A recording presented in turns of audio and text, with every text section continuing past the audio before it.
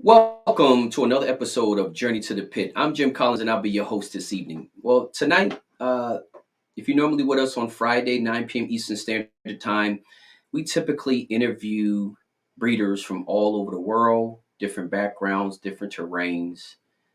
So every Friday night, that's pretty much what we do, 9 p.m. Eastern Standard Time. So tonight, what I wanted to do is switch it up a little bit. I wanted to kind of share a topic tonight to discuss a topic tonight that I feel as though will be of great benefit to some people out there, not to all, because some of these principles that we will talk about tonight, a lot of individuals, breeders, have already been applying these principles to their farm. So this live stream is basically a response to a topic that I posted maybe a few weeks ago. I don't know exactly how long ago it was. It was a few weeks ago. I posted a topic, and the topic was, is game fowl a business or a passion? And based on those responses, which the responses was very mixed, none right or wrong, is just the way that the individual breeders looked at the sport to themselves. Many of them, said that the vast majority of them said that they look at game fowl as a passion. It's not something that they're looking to make money from. It's not about the money. It's about the love for the birds. And on that end. There was some also as well that said it's kind of a passion and a business, but for the most part, game fowl breeders kind of demonize the business aspect of it. With a lot of the comments saying that, hey, I don't sell birds, calling different types of breeders, peddlers, and that type of stuff for making money and selling birds. And I kind of wanted to do this live stream to really maybe take some questions from the comment section, but also kind of give y'all guys, my rundown. I believe that, you know, regardless if you look at game fowl as a passion or not, there's still going to be some universal business principles applied to it. You may not recognize them, but just because you don't recognize them do not mean that they do not exist. So that's kind of what I want to talk about tonight. I want to talk about, the business principles that's already being applied to your breeding program, period. Your ownership of game fowl, regardless if you recognize them or not. There is some economics behind what you do. And I believe that the more you recognize the economic aspect, I believe you can kind of use that to your advantage and look at your situation from a different perspective. Now, what we're going to talk about tonight applies to somebody who has 50 birds to 5,000. Many of the large farms already apply these business principles anyway, because typically their operation has to be ran as a business because their cost of operations is so large. They have to look at everything as a business and very systematic and very detailed in order to stay in business. I don't think any of them, regardless if you look at them as a business or a passion, one is better than the other. I do believe that, we should be demonizing looking at game fowl as running our farm as a business, because again, that's not a dirty word. And I know for many people, they feel as though saying anything with money or selling game fowl or selling whatever is bad, bad, bad, bad, bad. Many guys pride themselves on, I've been doing this, X amount of years and I never sold a feather. That is fine. That's perfectly fine. And there's nothing wrong with that. But there's also nothing wrong with the guy who's been doing it X amount of years and has sold some feathers. There's also nothing wrong with that. So what I want to do is talk about some things tonight that maybe you have overlooked or not had paid no attention to. But I believe if you kind of look at it from a different perspective, or at least open your eyes up to seeing some things in a different way, you'll see exactly what I mean by how running your farm as a business can benefit you. So I see a lot of guys checking in. Sergio, how you doing tonight, brother? Scott, we got Scott in from Ohio. We got Juan, what's going on from South Texas? Leonardo, what's up, brother? I appreciate y'all guys chiming in. Again, this topic right here is probably not going to be one of those hot topics because when I do these live streams, just me, we don't get many views. But you know what? It's not a problem because we're not doing it for viewership. Nobody's trying to be famous. I'm just trying to be effective. So I like to share some stuff tonight. And hopefully that this stuff that we talk about tonight, you can apply to your program. And if not apply to your program, like I said, these universal business principles that I'll talk about tonight, you can apply to your real business. It doesn't make a difference. It doesn't have to be GameFoul, because these principles I learned from business. I didn't learn this from GameFoul. I learned it from business, and applying it to GameFoul makes all the sense in the world. I see everybody checking in. What's up, Puerto Rico? We got Michigan in the house. Yipper, yipper. Everything is sounding good. That's right, Gregory. Like you say, man, you appreciate somebody selling you some feathers. And that's the whole thing. I know many guys pride themselves on the fact that they never sold a feather. Imagine if nobody never sold a feather. How would beginners even get birds? How would the next generation even get started if all the existing cockers stopped selling feathers at all? So, there's nothing wrong with priding yourself on that. But I believe that, maybe somebody, you never purchased a feather. Maybe all the feathers that you ever had was given to you. But I'm sure that the person that you got the fowl from, regardless of it was your father, your uncle, your grandfather, whatever the case is, somebody then purchased some game fowl across the line. So again, the concept of I never sold a feather and I'm never going to sell a feather. Just think about that. Really doesn't help the sport. That actually hurts the sport. But at the end of the day, everybody's not in it. Everybody's in it for different reasons, and there's no wrong or right. You just do what works for you. We got everybody checking in. We got Texas checking in, Kentucky checking in, Indiana checking in. Guys, like I said tonight, we started a little late, but this is going to be a little switch up than what we normally do.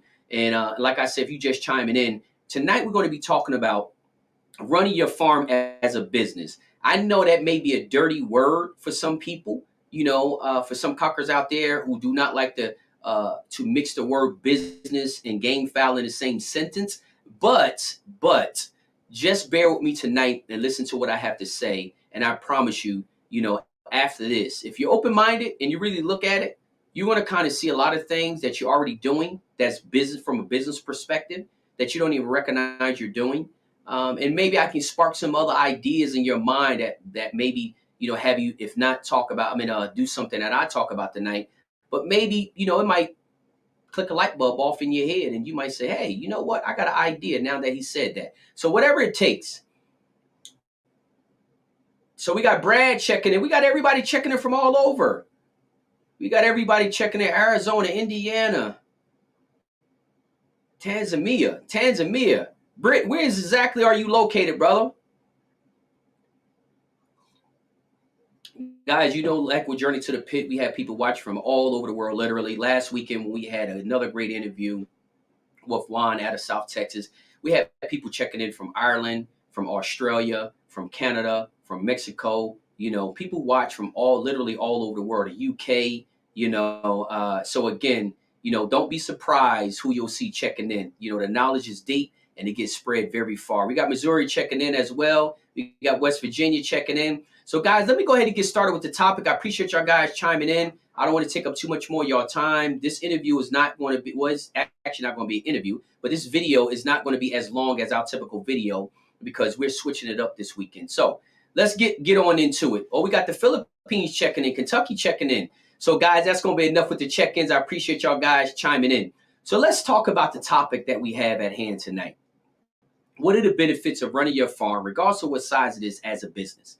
Let's talk about some of the principles and see how they align with what we do as game fowl breeders.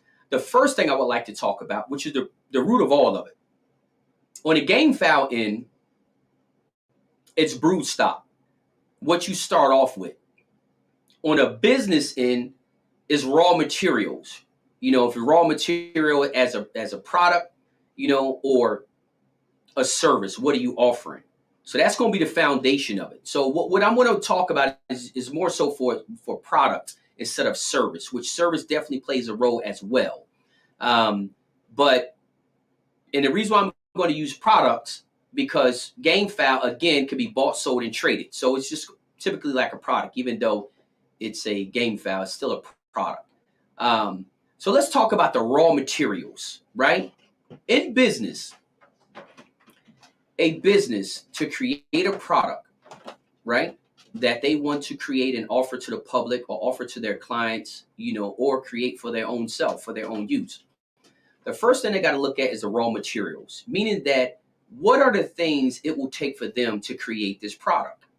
In game foul, we look at the same thing. We go out here and find out what bloodlines we want, and we typically buy a trio. We buy a very nice cock that fits our standards. We get 2 hens that fits our standards, and that's going to be our raw materials. No different than a company out there that's building engines. They're looking for the best raw materials that they can possibly get to create this engine that they want, right? So many guys may not look at it as, game foul is not raw material. Gym business creating a product is different than creating game foul. Well, like I say, just sit back and relax, because again, once we walk through this thing, you'll see that the analogy is like almost identically the same. It takes the same principles to be successful at either or. So now we're talking about the raw materials. If a business want to create an engine, they got to go out there and they got to find the best raw materials that they can get, the best aluminum, the best steel, the best machines to create, the engine that they want, the best technicians and all that kind of stuff. So first they got to start with quality raw materials, right? Then they'll worry about the technicians and the machinery and all that kind of stuff that they need to mold or construct that raw material into their desired product. On a game foul end, we do the exact same thing. We go out here and buy a trio. So we go out here looking for the best raw materials. We go out here looking for the best bloodlines that we can get to our liking. And when I mean best to you, not best to the world, not best to your neighbor, best to you. So you go out here and get the best raw materials you can get, which is the bloodline, right? Which is your trio or your pair. You go out there and get that product. In order for you to build a whole program on that product, the weight of your whole program is going to be sitting on that trio. That trio is going to be the foundation of everything you do from that standpoint forward. The same thing in business. In order for that racing company to build that racing engine, all their plans is going to be resting on the quality of the materials, the raw materials that they got or picked out or received to create that engine. The same thing in game foul. So, why is the raw materials or the base so important? Because if the base is not important, everything else is fragile. Like nothing else is strong. You got to have a solid foundation. And we know that with everything from construction of building a house to building an engine to whatever you do, you got to have a solid foundation to build on. Same thing like a tree. The roots run deep or they run wide. But the foundation of that tree has to be extremely strong, the higher it's going to grow. So when you go out and you get that trio, the trio is vital. The trio is vital. The person that you purchase it from is vital. It is vital that you're purchasing what you think you are purchasing, regardless of what bloodline it is, what colors they are, whatever you are purchasing. It is vital that you actually are getting what you think you're purchasing. Why is that? Because you're about to build a whole program and put years of time and thousands of dollars into everything that comes out of that program. That's why the raw materials is so important. That's why that trio is so important. On a person in business, a racing company who builds high performance engines, the aluminum that they purchase for that engine block, it is vital that they get the aluminum that they think they're purchasing. And it's the quality that they're, expecting. It's vital because all the horsepower in the world does not matter if they don't have an engine block that can handle it or disperse the heat like it's supposed to. The same thing in game foul. You can have the best pens, the best medicine, the right breeding program, the best feed. None of that stuff is important if you do not have the bloodline that you think you have or the birds that you think you purchased. None of that other stuff matter. So number one thing is knowing that the raw materials that you're purchasing, which will be your trio, is exactly what you think you're purchasing. That's number one. So that's why it's so important, regardless of who, if your birds are gifted to you, you purchase your birds, however you acquired your birds, is extremely important that you have exactly what you think you have. No different than a business acquiring metals for the high performance engine that they're about to build. It's very vital that they purchase that stuff from a credible, manufacturer. It's the quality that they expecting, so they can build their racing engine on that engine block. The same thing in game fowl. So raw materials is extremely important, which is the bloodline, which is the health of the birds, which is the characteristics of a bird. That is your raw materials. When you buy that trio, you buying bloodline, health, and characteristics, right? That's why it's so important to make sure that you're actually getting what you're buying. No different than in a high performance racing engine.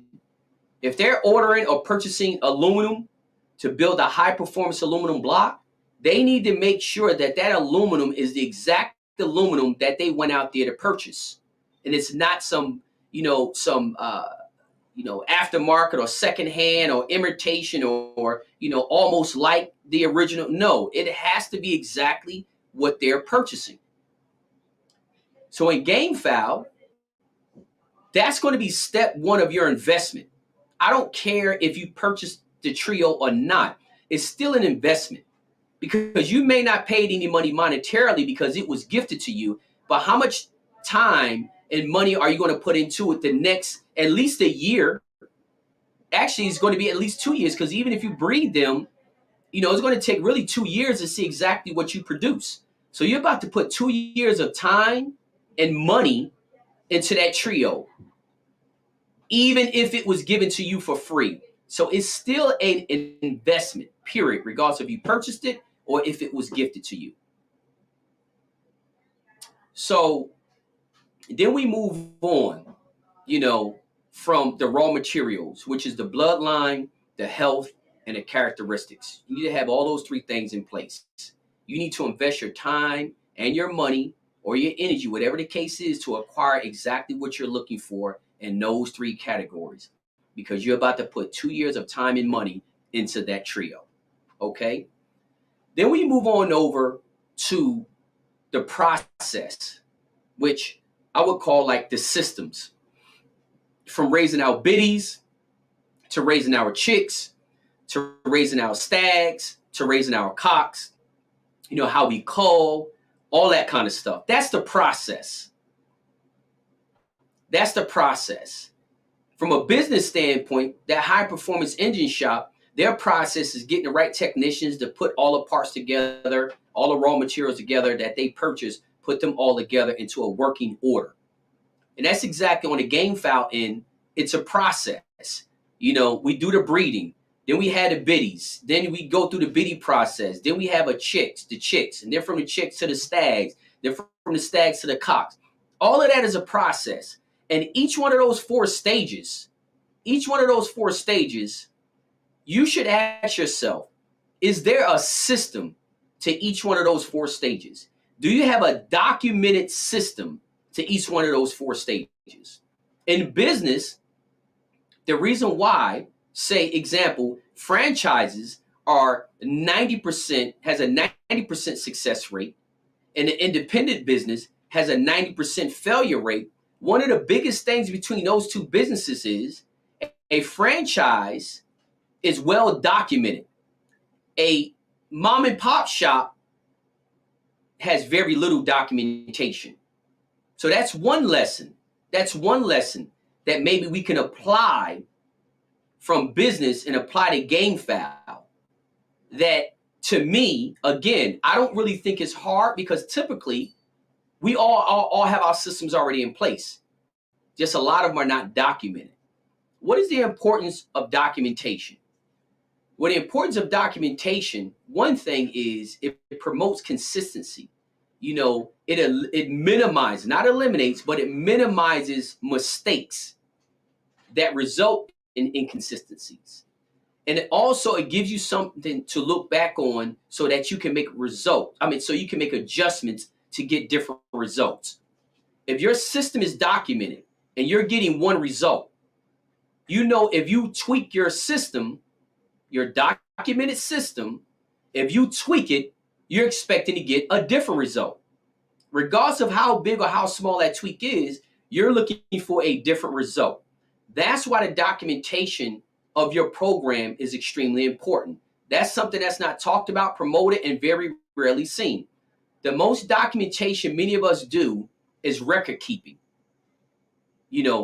Breeds, bloodlines, and markings. That's really the only documentation that we do when it comes to game fowl.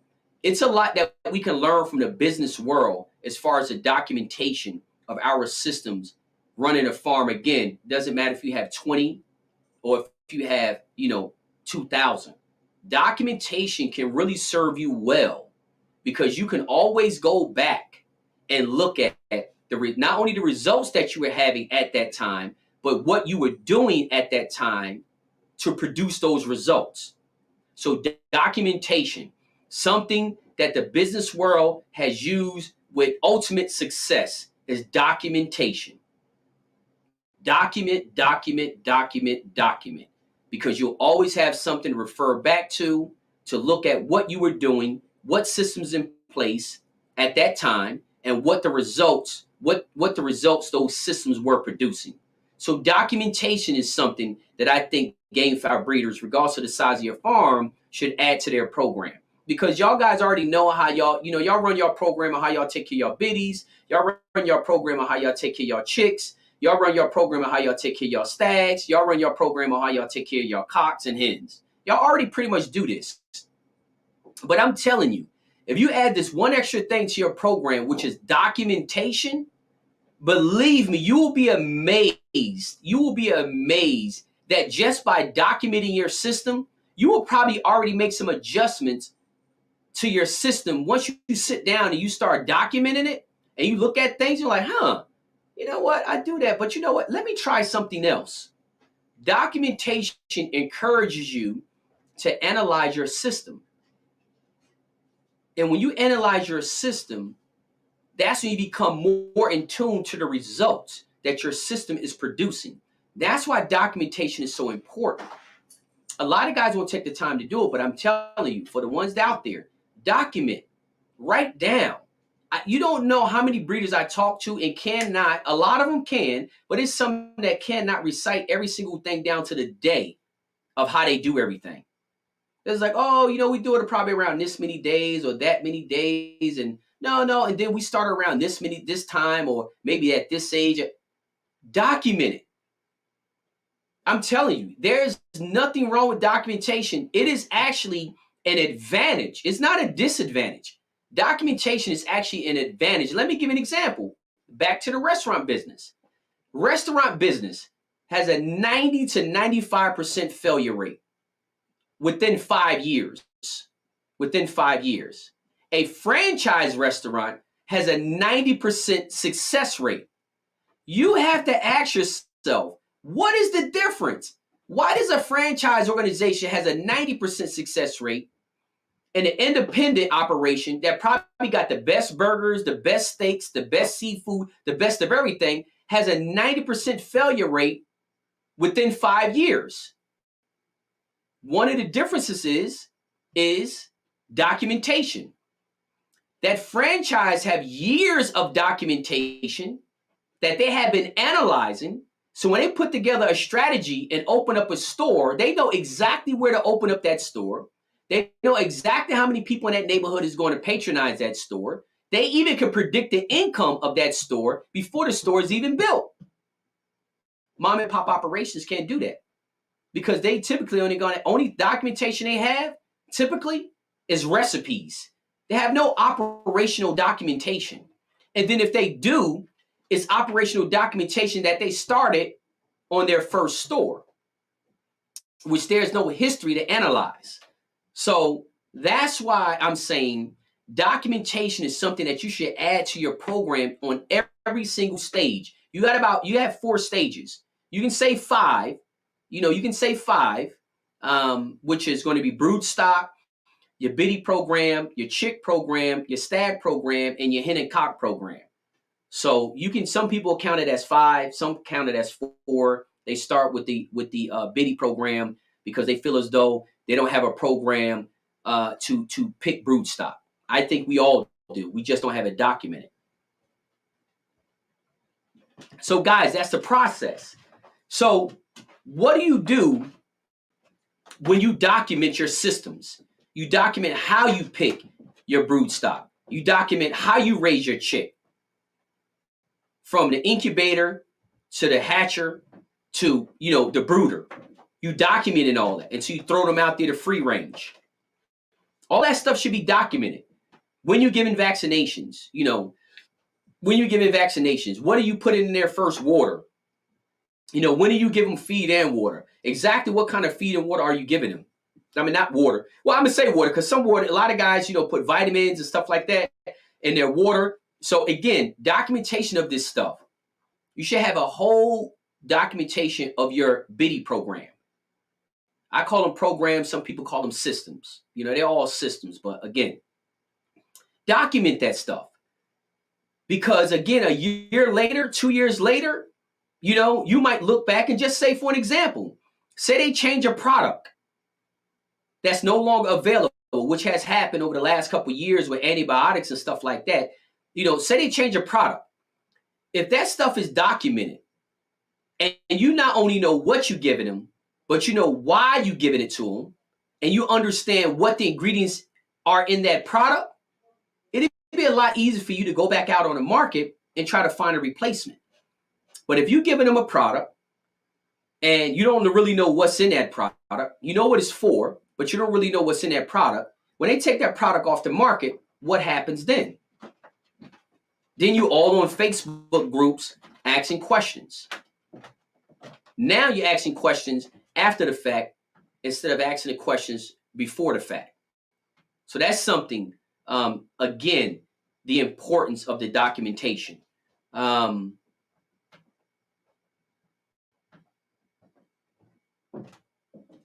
Esteban, I don't have any of my documentation here with me.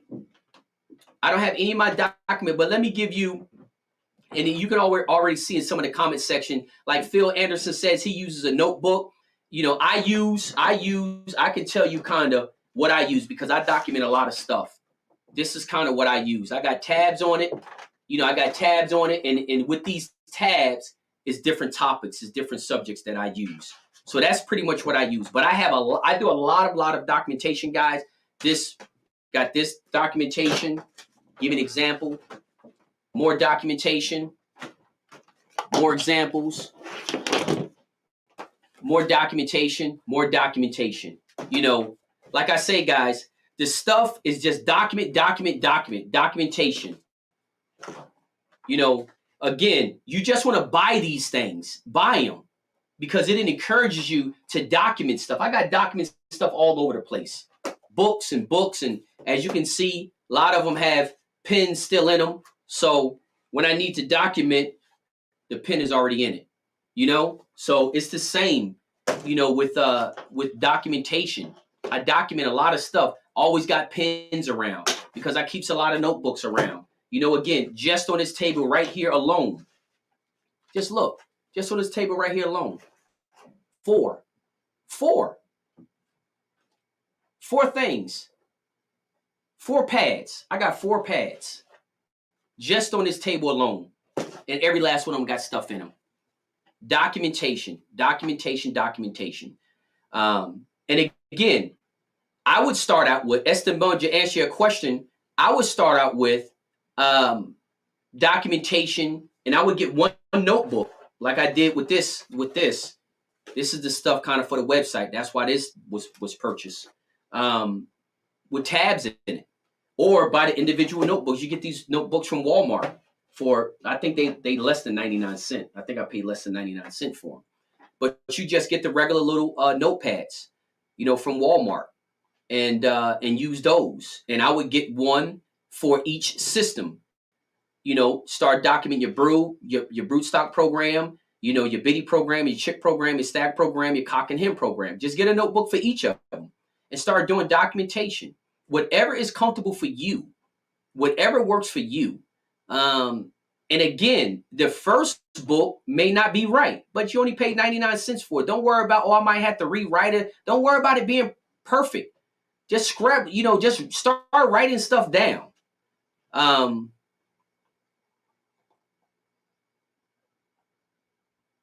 So, that's one of the things. I'm looking at one of the comments, and Jay Sanchez, one of our brothers out there in Saipan, he just made a great comment. There's too much going on in our daily terms of caring for our fowl to try to run on memory alone. Keep records of what you're doing.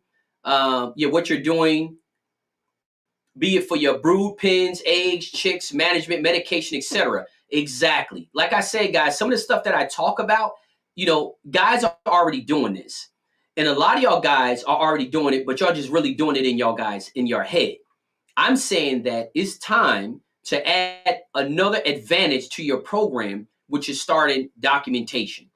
You look at the greatest manufacturers in the world. And again, game fowl is a product, guys. You may not want to look at it like that because it's your passion, but game fowl is a product, period. It's a product that we manipulate genetically to create something that we desire. So at the end of the day, it's a product. It's no different than just because it breathes don't mean it's not a product. So if you look at businesses that create and distribute and sell products, game fowl is the same way. You make certain breedings to get certain, station, health, characteristics, whatever the case is. No different than a company who's creating an engine. They use different types of pistons and aluminum and steels and all gases and all that kind of stuff to create the desired engine that they want. Game fowl is a product. And like I said, you can apply this also to the restaurant aspect of it too. Independent restaurants has a 90% failure rate within 5 years.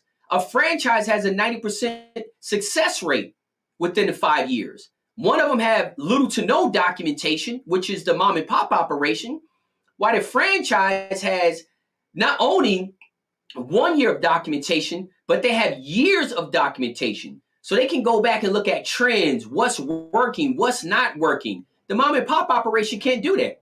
Only thing that's documented in those operations, if so, would be recipes. But nothing operational is documented. Not even sales are documented. So they don't know trends. So they deal with a whole bunch of unexpecteds because everybody's saying, I remember last Christmas, we were more busier than this. Well, what was going on during last Christmas? What was going on in the world during last Christmas? It could be other things that could have been going on, but if you don't document anything, you don't know. It's more to documentation than just keeping markings and bloodlines. Everybody's doing that. That's a must. That part's a must. I'm talking about documenting your programs so you can sit down one day, and not even one day, but you can always have something to refer back to. And if you want this culture to continue to live on, these are books and records that are extremely vital, even more vital than the articles y'all guys were reading in magazines. Imagine how many articles that y'all guys learned from in different game fowl magazines back in the day. That was documentation. Some of y'all guys can go back and look at articles that was written in the 70s and 80s because y'all have those old magazines.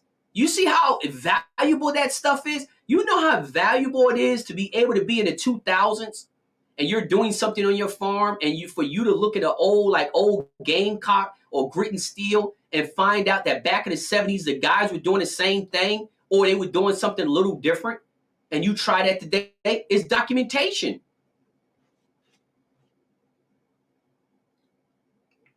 So, again, guys, that is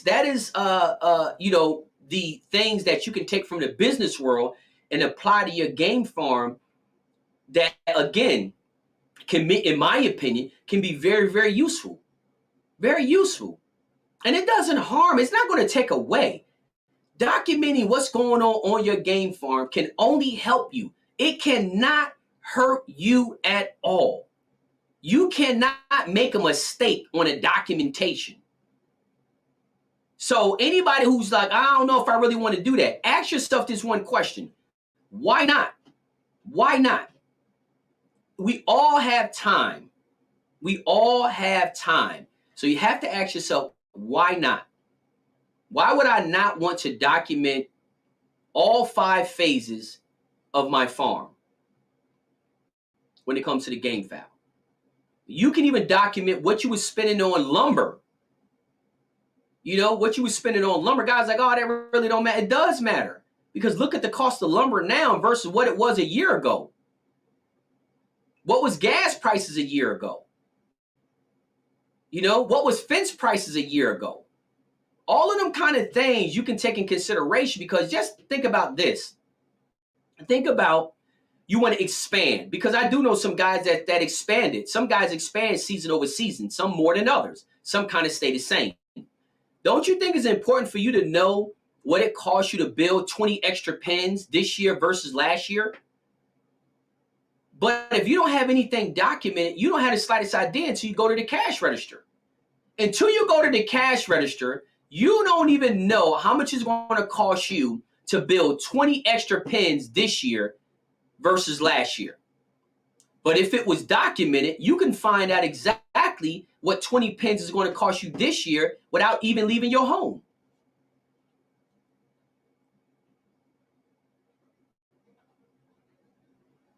Ray Rodriguez, you're exactly right. You know, Ray talks about, you know, how do you recreate?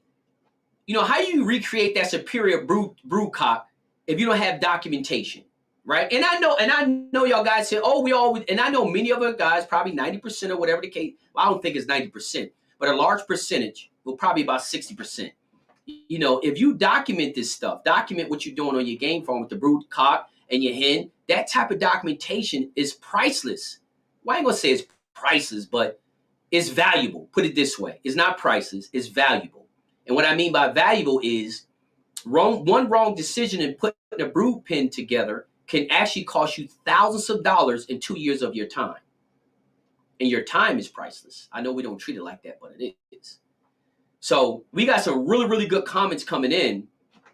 And I'm trying to read some as we going along, but we got some really, really good comments coming in.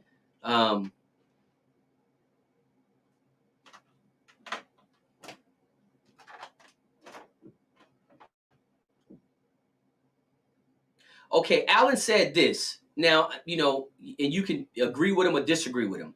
Alan says that there are some things that may not need to be documented, though.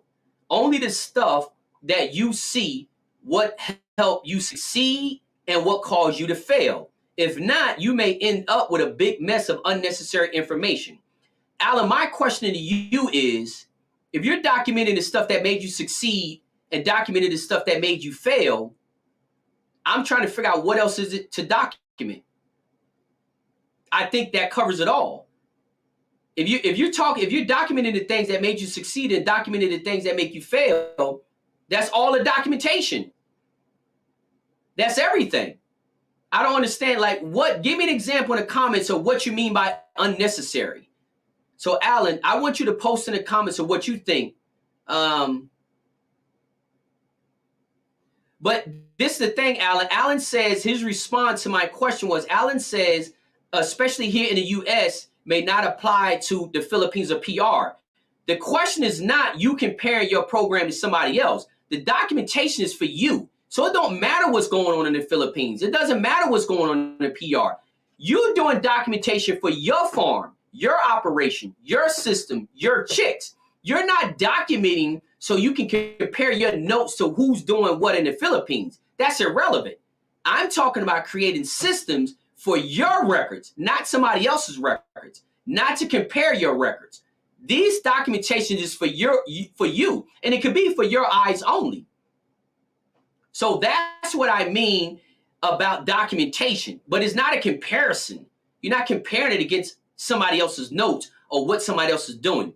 You're documenting on how you do stuff on your farm, Alan, not how Howard is doing stuff on his farm in Tennessee, or Pablo is doing it somewhere else, or Freddie is doing it somewhere else. So I don't, again, post in the comments what you think is unnecessary, because I don't think any documentation is unnecessary. But if you can educate us tonight, I really would appreciate it. So let me just read a few more comments that we have. We got a lot of great comments coming in. Havu, I think the name is, he said I'm only documenting my culling program and selection and breeding program. So that's what he is documenting.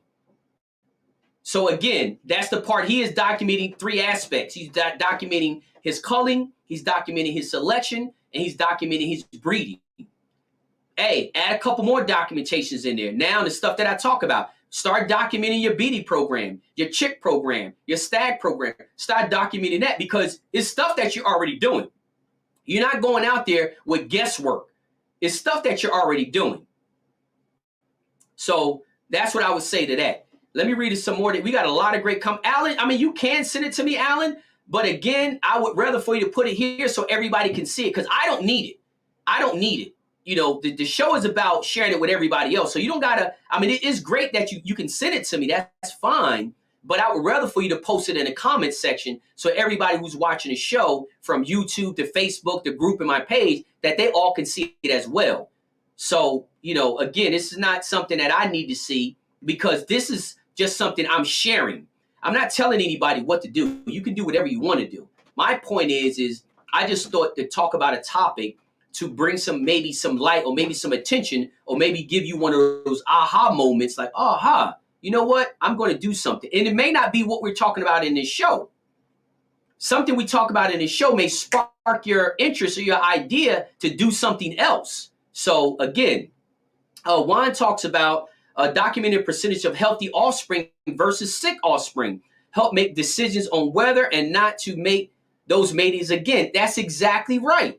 Juan posted a great comment. He said that one of the things that he is documenting the percentage of healthy chicks, healthy offspring versus sick offspring, helps make decisions on whether or not to make that mating again. Documentation. But it goes back to, like Jay said earlier, we got so much stuff going on a day-to-day, we can't do everything based on memory. Documentation. Yes, I'm looking at Christian Fam. He says, or she says, that if you want to succeed in any business, documentation has to be done, or your business won't profit. Exactly. Well, put it this way: even if it is profiting, you don't have the slightest idea really what you're profiting off of. And in a long term, it's the recipe for failure. So, Christian, I totally understand exactly what you're saying. I understand exactly what you're saying. But these are the things, guys, that and Alan also too, if you feel as though something is unnecessary to document, then just don't document it. That's it. If y'all guys feel as though, you know what, I'm gonna document this, but I don't want to document that. Listen, it's your time, it's your money, and it's your chickens. So do whatever. Document it, don't document it, document half of it, don't document none of it, document 99% of it. That's totally up to you. We're just talking about something that maybe gives somebody some ideas. I'm just looking at some of the comments, guys, so give me a second.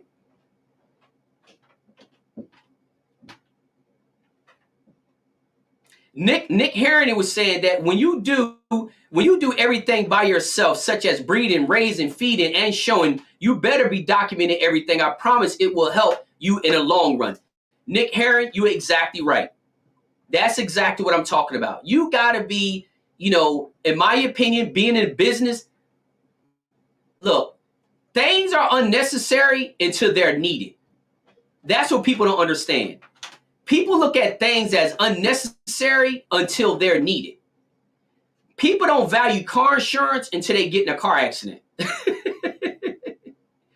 People don't value health insurance until they need it. People don't value dental insurance until they need it.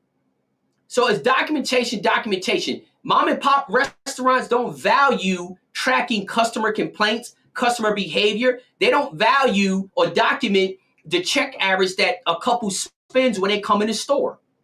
Imagine if a General Motors or manufacturing company produced a new engine and a new car, and they only documented the stuff that dealt with the engine, the transmission, and the steering. They didn't document how noisy the inside of the car was when they were driving 80 and 90 miles an hour. See, again, guys, my perspective of it, I don't think anything is unnecessary. And just because you're not using it at that time does not mean it's unnecessary. It just means that you don't need it at that time. But again, it's your time, it's your money. It's your time, it's your money, it's your chickens. Do whatever you want at the end of the day. We got some more comments coming in. That's exactly right. So Juan Alvarez said that documentation is super important because he said he called 10 pullets because he failed to document from what rooster and what hen they came from, which I understand why Juan did that, because, hey, he don't want to raise 10 pullets, for a year or two and not know, like he don't know what to do with them, because his whole system, as far as his breeding, is extremely important. He's just not throwing hens with cocks. He's making sure that what he puts together, he knows what he's putting together, because he knows it's going to be at least a year or two before he knows what that brood pit produced. So the worst thing you can do is just throw some hens and throw some cocks together, and you don't even know what they're from. You'll be better off just picking the chicks up off the free range. So what Jose Alvarez said is extremely right. Is documentation. And as a new generation or somebody in the sport, this stuff is key. This is the stuff that will give you an advantage 10 or 15 years in the game. You start doing this stuff now. See, everybody wants, and I talked about this before, and even in business, I would go to conferences, right? And you can tell the intelligence. Well, I ain't going to say, I take that back. You can tell where that person's at a lot of times in their understanding based on the questions that they ask. Now, listen to this. I will go to conferences, right? And I'll give you one conference I went to. Went to a conference with Tony Robbins. It was in New York, right? Tony Robbins, awesome self-development guy. Went to New York. I spent 4 days up there at a conference that he was giving. Y'all guys know, if you know about him, y'all know he's a good guy. Let me tell you one of the things that people really don't understand. And again, it goes back to the documentation standpoint. It gives you opportunity to do some self-reflection, not just on yourself, but also on your program. So when you go there, asking the right questions are vital. Let me tell you some of the questions some of these people were asking. They would say, "Oh, Tony, what is your typical day like?" Right? Because what they basically want to do is they want to know what Tony Robbins' typical day is like, so they can start trying to mimic, so they can start trying to copy that stuff, right? And try to get the same results that he's getting. But this is the problem with that. The problem is this, and I hear it even today. I hear people interviewing all these super successful people, Jeff Bezos, Elon Musk, Bill Gates, Steve Jobs. They're asking these guys, well, what are your typical days like? Somebody's that's worth billions of dollars. Their typical day is not going to look nothing like yours. You're not even going to be able to copy their typical day. So it doesn't matter what Bill Gates' typical day looks like. It doesn't matter what Elon Musk's typical day looks like. It doesn't matter what Jeff Bezos' typical day look like, because you can't do what they do because you're not at that stage. The better question is this. If you have $1 million business, you should ask them, what was your typical day like when your sales was at $1 million? Then that's something that you can copy. But asking a man what his typical day is like when he's worth $100 billion, I promise you it looked a lot different when he was only making $50,000 a year in sales. His days looked totally different when he was making $50,000 a year to now when he's making $100 billion and he's worth $100 billion. His days look different. So when you want to look at um, things as other breeders, you can't copy what somebody's doing in some cases that had 1,000 birds and you only have 50, because they're going to be dealing with problems that you're probably not going to be dealing with. I know for a fact I have been on farms. They said when they had 75 birds, they dealt with these issues. They said as soon as they start breeding 300 or 400, they dealt with totally different issues, totally different sicknesses and everything else. So that's the reason why, again, you just can't look at somebody end result and try to study their success in the final stage. You can't look at it like that. You got to look at it from a standpoint, well, what did you do when you only had 50 birds? How was your worming program? How was your biddy program when you only hatched out 100? Asking somebody what they do when they hatch in 2,000 is probably going to be a lot different system when you hatching out only 50 or 100 a season, or 150 a season. Things are going to be different. And that's what a lot of guys just really don't. That's what a lot of guys really don't understand. And again, that's the reason. That's the purpose for this show, is so we can share information. Like I always say, each one teach one. We got to share information, because you never know. The information you share now, you may not need, or the information that you're watching and taking in right now, you may not be able to apply it, but you may run into somebody who may ask a question, and you can share some information that you learned from the show with them. So it's not all about, well, I don't need it. That's not a topic I need to worry about. I got everything under control. It's not about that. Because, in many cases, we treat our brains like we're paying for storage space. We got unlimited storage up here. So when people shy away from learning something new, I ask them why. Like, what is it costing you? It's not costing you anything. You're not paying for storage space. You're not going to run out of storage space like this is a cell phone or a computer. Why not learn something new? It doesn't cost you anything. You're not paying for storage. So, but yeah, that's why it's extremely important, guys. And that's why I love the engagement in the comment section. And the reason why I love the engagement in the comment section is because it's so many different perspectives. There's not no one way to look at something. Everybody has biases because we have different experiences in life. That's why I love the comment section. I love for guys to comment in the comment section, because you may not learn something from me, or I might not spark an idea in your head, but you might read a comment in the comment section and that may spark the idea in your head. That's why I think it's so vital. That's why I really encourage you guys to always post in the comment section. Even if I can't get to them, it doesn't matter, because there's other people that's reading in the comments as well. And if they're reading the comments, it's something that maybe you're teaching somebody else, and just because they're not responding to it doesn't mean they're not learning. So I really appreciate y'all guys commenting in the comment section, because again, it's important. I don't have all the answers. I just like to spark the ideas to get us to start the conversation. That's what I like to do. I like to start the conversation and then start taking input from everybody, because that reaffirms my philosophy of each one teach one. Now we're teaching and learning from each other. I'm not up here like a talking bobblehead, acting like I'm the master of this or master of that, or I know everything. I want all of us as a community to be able to share ideas and teach each other. So, that's why I appreciate y'all guys chiming in. And listen, Circle M, Diamond P, you're exactly right, brother. And you and your brother have had an astronomical amount of success. So, to really hear that you're even watching. And this is the thing that's amazing to me. Just like Circle M, Diamond P. Those brothers are very, very successful for the ones that know them. Very successful. And for them to take the time out to watch the show, in my opinion, I'm honored. I'm honored for guys like that to watch the show. And along with a lot of y'all other guys. But there's many guys that get to a certain level and feel as though they don't need to hear anything else. It's not the fact that I'm here to teach you anything. I'm not here to convince you of anything. I'm just here to start a conversation. And then hopefully in starting that conversation, it'll spark an idea in your head. And maybe you can do something to further your program. That's the whole purpose of the show. Not only with me, but that's the reason why we bring on all different guests. The show has never been about me.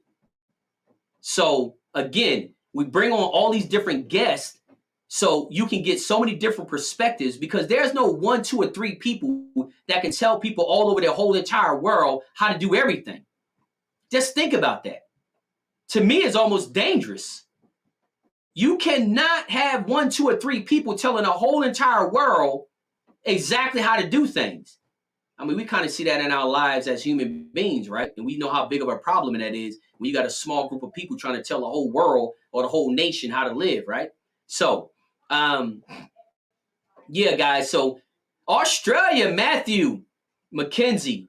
This is our longest, furthest away special guest we got on here tonight. Matthew McKenzie, I appreciate you checking in. He's checking in from Australia. So I appreciate the support. Glad you're watching. Nelly, I appreciate it, man. You watching from YouTube over there. Jay Sanchez, I always appreciate you, brother. You never shorthand with those thumbs. Jay Sanchez be like, he's like the grandmaster with them thumbs, but he be dropping knowledge. And that's the reason why I really like when he watches the show, because he puts a lot of great comments in the comment section that I believe that a lot of people can learn if they take the time and just read some of this stuff. And again, guys, these shows are all about sharing information. I'm not the genie. I'm not up here saying I'm the master at anything. I'm just here. Only thing I might be the master at, the master conversation starter. But starting these conversations, man, because then it gives us all a great opportunity, man, to share information. We got New Mexico checking in. Ray, what Ray talking about? Ray, oh yeah, that's Ray. I'm thinking it's a whole nother Ray. I think it's Ray Cortez, Ray Rodriguez.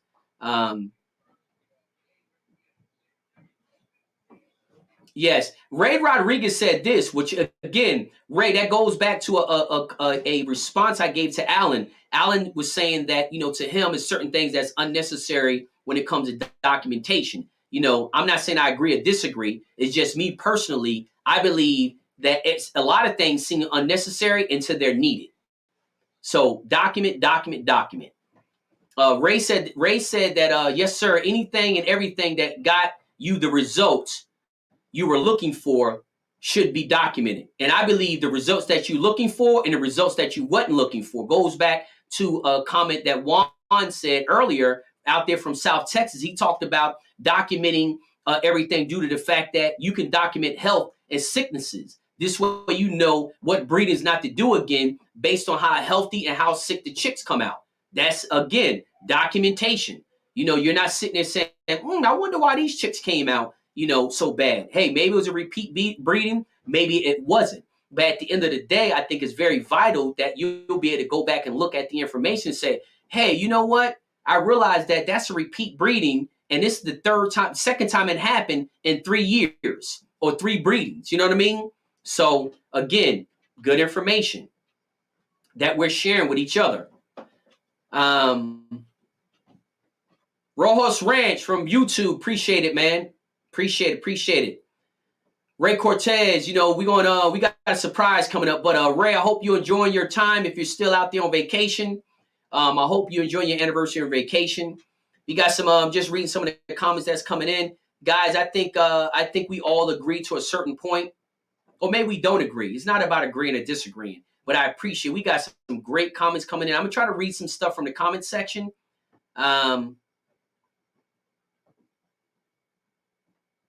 Okay, so here's one. Let me read this comment from Chris Self out of Florida. I know he's out of Florida because he's a friend of mine. But Chris Self says documentation can save you long, restless nights of wondering where in the heck, where in the heck that rooster or hen came from. And even more importantly, if your farm is ever raided, know what's all on your farm if they decide to take them or kill them prior to adjudication of guilt. That's another reason documentation is so important. Like Chris Self said, is a couple different aspects that he look at the importance of documentation. One aspect is he does his documentation as far as where the individual bird came from, what hawk, what cock, what hen, but also what's more importantly to many people, and it should be, is your documentation if you ever had an unjustified or unjust raid on your property for no reason because you just had too many chickens and they start to euthanize all your chickens. If you don't have documentation, how can you ever get any justice? And people say, no, you don't get justice. Yes, you do. Reach out to Chris Self and he'll tell you how you can get justice. So, but again, documentation. He had documentation that helped him when it was time to go to court. So that's another aspect. That's why I say, I don't think, with documentation, a lot of it seems unnecessary until you need it. Period, point blank. So yeah, guys, I'm just cruising on through some comments. Just give me a second. I want to kind of read some comments because there's a lot of comments coming in, and they're not short comments. And like I say, guys, I appreciate y'all guys sharing these comments.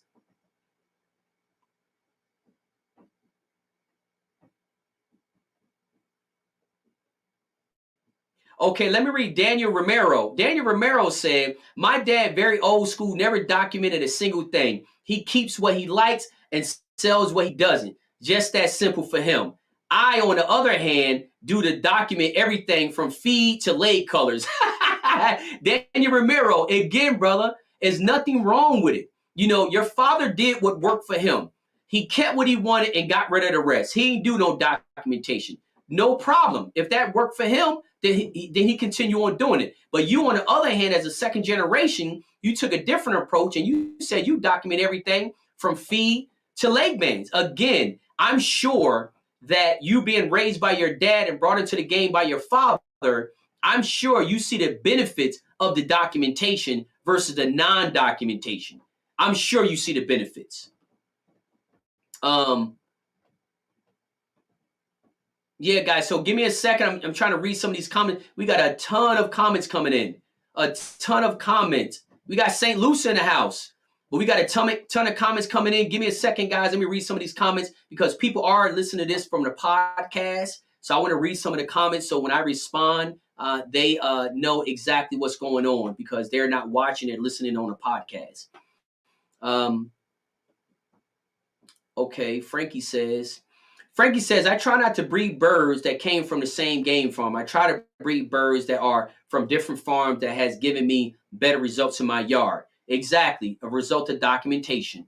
You got to know, goes back to what Chris Self said. So you're not up having sleepless nights trying to figure out where that hen came from, where that cock came from, where that stag came from, where that pullet came from. So that's what Frankie says that he does.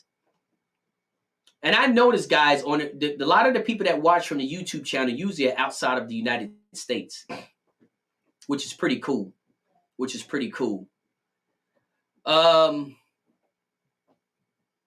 Yeah, just reading some of the comments. So just give me a second, guys, because a lot of comments that's coming in. And I'm just trying to pick through some of them.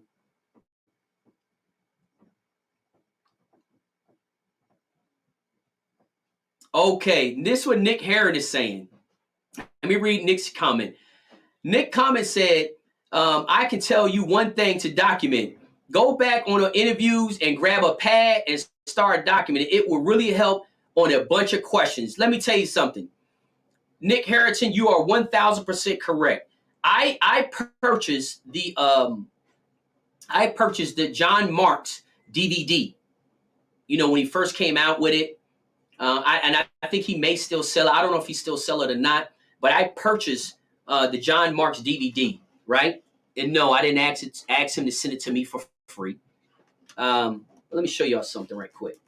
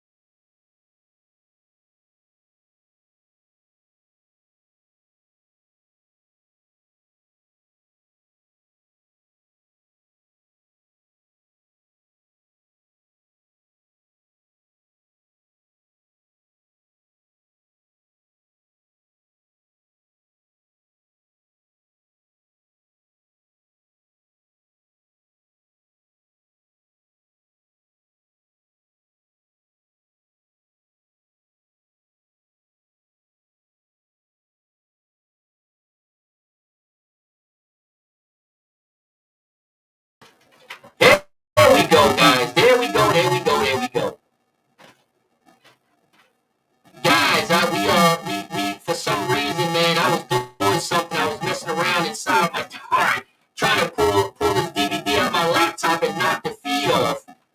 Uh, Hopefully, hey, I need to post in the comment section if y'all guys are still there. I don't know if it constantly completely knocked us totally out, or if it knocked us totally out, or if it just knocked out the computer in. So if anybody can post in the comment section, if y'all guys are still there, let me know.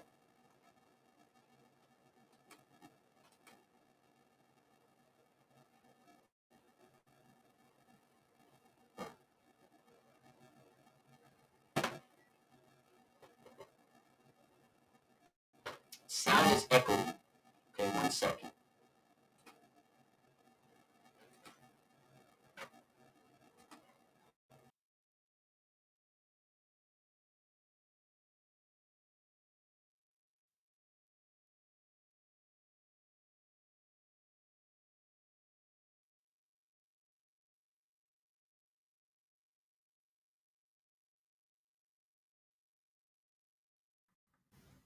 Guys, tell me if you can hear me loud and clear. Tell me if you can hear me loud and clear. All right, guys.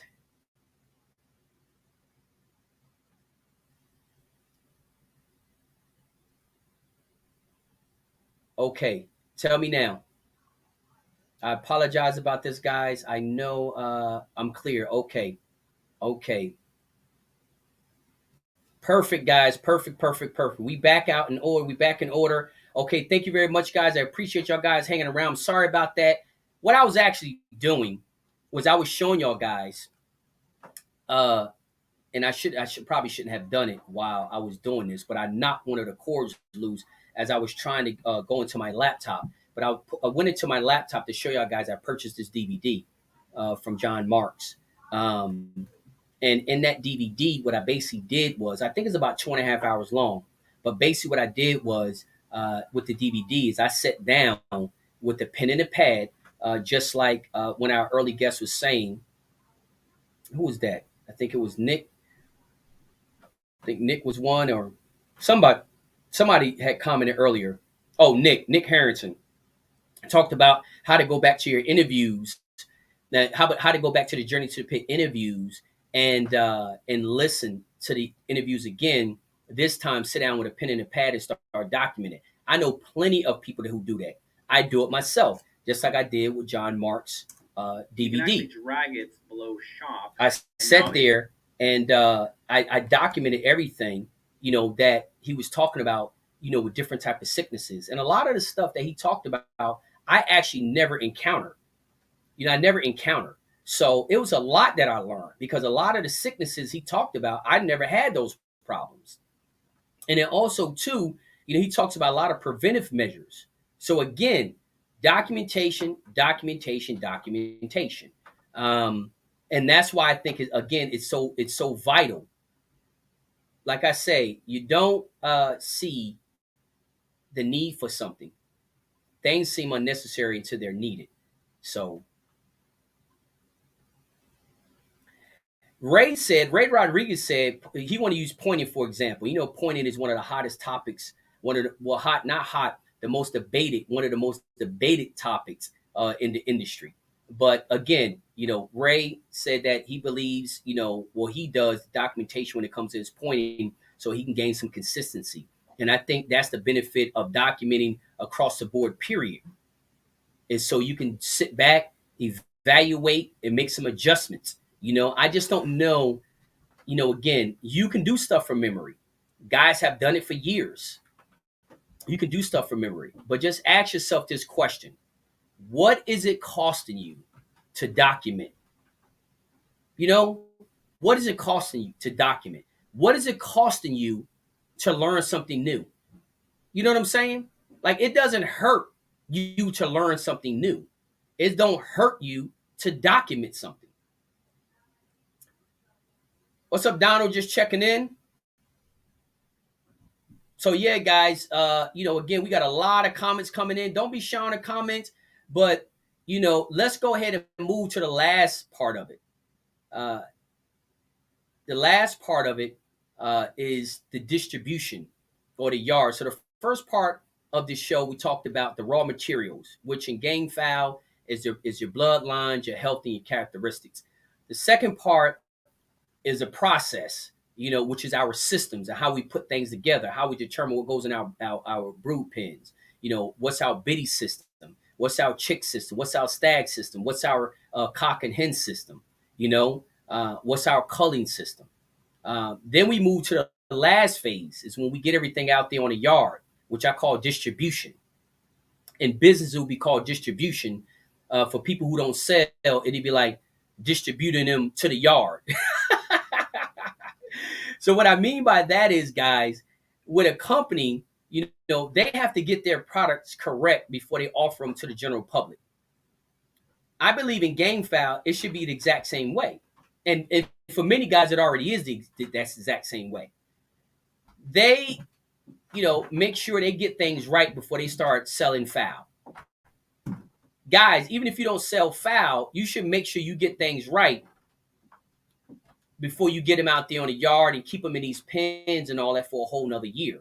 So even if you're not selling them, you still should be very detail oriented when you put them out there on the yard. It doesn't matter if you're not selling him or not. If you need to call them, call them. If you don't need to call them, then don't call them. But what the thing is you still need to evaluate them so if this bird fits your standards. The same thing a breeder does that's selling. He's making sure before he sells a bird to somebody, that bird fits his standard. So, again, that's the distribution end. Some get in a box and get shipped somewhere else. Some just go out and stay on the yard. But at the end of the day, the standards should be the same. They should be the same. So those are the things, like I say, guys, that we can apply some universal business principles to our game fowl. Let's talk a little bit more deeper too, not just about the documentation, because I know we spent a lot of time on the documentation aspect. The documentation aspect. Ringo has a question. I have a question, but Ringo, I'll let you know that question. You have to look at another video. This video is not about that. I don't want to get way off topic. So go back and take the time, watch the Journey to the Pit interviews on YouTube, and I'm pretty sure you'll get the answer to that question. But I'm not going to answer that question during the show because it's totally off topic. Donald, what's up, brother? Donald says, been in this for 40 years, for 40 something years, and I listen to everyone. You can always learn something. That's exactly right. Again, it doesn't matter how long you've been in it. And I always, and I will always promote to keep an open mind. Don't adapt this or adopt this philosophy of if it ain't broke, don't fix it. Now, before y'all guys go off the handle on me on that, let me explain what I mean by that. It's not just as simple as cut and dry when I make that statement. Let me explain what I mean by that and why I say that before y'all guys go off on a handle. Oh, Jim, you full of it. What do you mean? Don't broke, don't. So you tell me. No. Listen what I'm saying.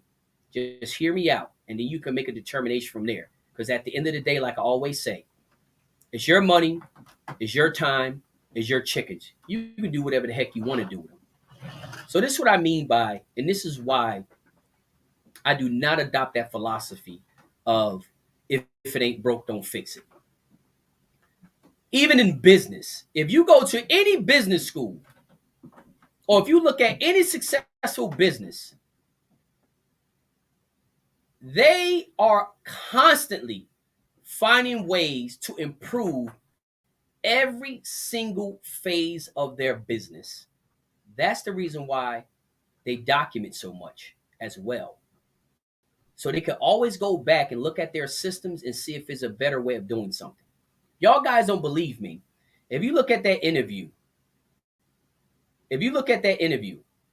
of Tony or Micah from Philippines, Tony and Micah Game Farms in the Philippines. Look at that interview on the Journey to the Pit YouTube channel. He talks about in there how the elevation of performance of game fowl in the Philippines improves every 4 years. He said every 4 years is like a totally different bird. What you won with 4 years ago, he said you most likely not going to win with today. So what does that mean? Imagine if they adopted the philosophy of if it ain't broke, don't fix it back then. They wouldn't be trying new breedings. They would just keep doing repeat breedings. In the Philippines, you can't keep doing repeat breedings. You got to constantly be adjusting everything. And the only thing that they doing that ain't broke, don't fix it is putting a hen in there with a rooster. That's the only thing. But they're still evaluating everything. From a business aspect, and even in life, once you adopt the model of if it ain't broke, don't fix it, you completely stop learning. You stop learning on at least that one particular thing. I'm not saying you stop learning in life. I'm not saying no. That one particular thing in life, as soon as you adopt that formula, if it ain't broke, don't fix it, your learning stops right there. Tuning in from the Philippines. What's up, bro? Oh, you like that shirt, huh? Check that shirt out. You see that? Y'all go to jttp362.com and order y'all guys one. We got them in a couple colors too. Come straight to your door. But yeah, guys, so again, that is the reason why I do not adopt that philosophy of if it ain't broke, don't fix it. Because that means I stop learning. I stop learning. And when you come to game fowl, just think about that, guys. When you come to game fowl, one of the most dangerous things, just like in life, is when you stop learning. And you don't, and the day you realize it's dangerous is the day you realize you have fallen behind. That's when you realize how dangerous the stop learning is. So that's the reason why I don't encourage anybody to adopt a philosophy if it ain't broke, don't fix it, because you stop learning. Now, let me clarify it a little more. So guys will try to call me a hypocrite and that kind of thing.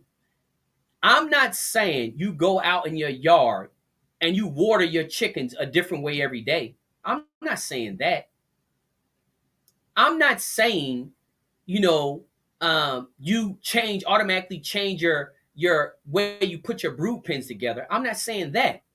I'm saying that you continue to do what's working for you, but always keep your mind open to improve. That's all I'm saying. I'm not saying you go out there every single day and you just keep changing up everything that you're doing season after season after season. I am not saying that. And that's how some guys are doing it. They're taking what I'm saying out of context to give them something to criticize. But I'm not saying it. So I just wanted to clarify. I'm saying don't adopt the philosophy of if it ain't broke, don't fix it, because it will cause you to stop learning in that one area. And you won't realize it until you realize you have fallen behind. That's all I'm saying. Continue doing what's working for you, but always keep an open mind looking for better ways to do things. That's all I'm saying. And I just want to make sure that's clear, because guys will try to use that little snippet of what I'm saying and attack me on it. Go all in all these different kinds of groups and comment section, all this kind of stuff, and start trashing me for it. Listen to the whole deal. Don't take a snippet of what I'm saying. Listen to what I'm totally saying. And you see if it makes sense to you. If it don't make any sense, then ignore it. That's all. Just ignore it. Exactly, Ray. At the end of the day, that's all that matters. Is just results. It's results, results, results. And if you, again, go back to that interview with Tonio, like he said, 4 years ago, the guys who was winning 4 years ago ain't winning with those same chickens today.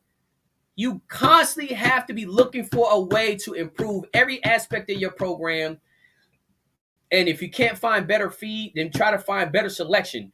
Just because, and it's not a zero-sum game. Not just because you don't have to just try to improve one aspect of your program. You got to always be looking for opportunities to improve, because your competitors out there looking for opportunities to improve.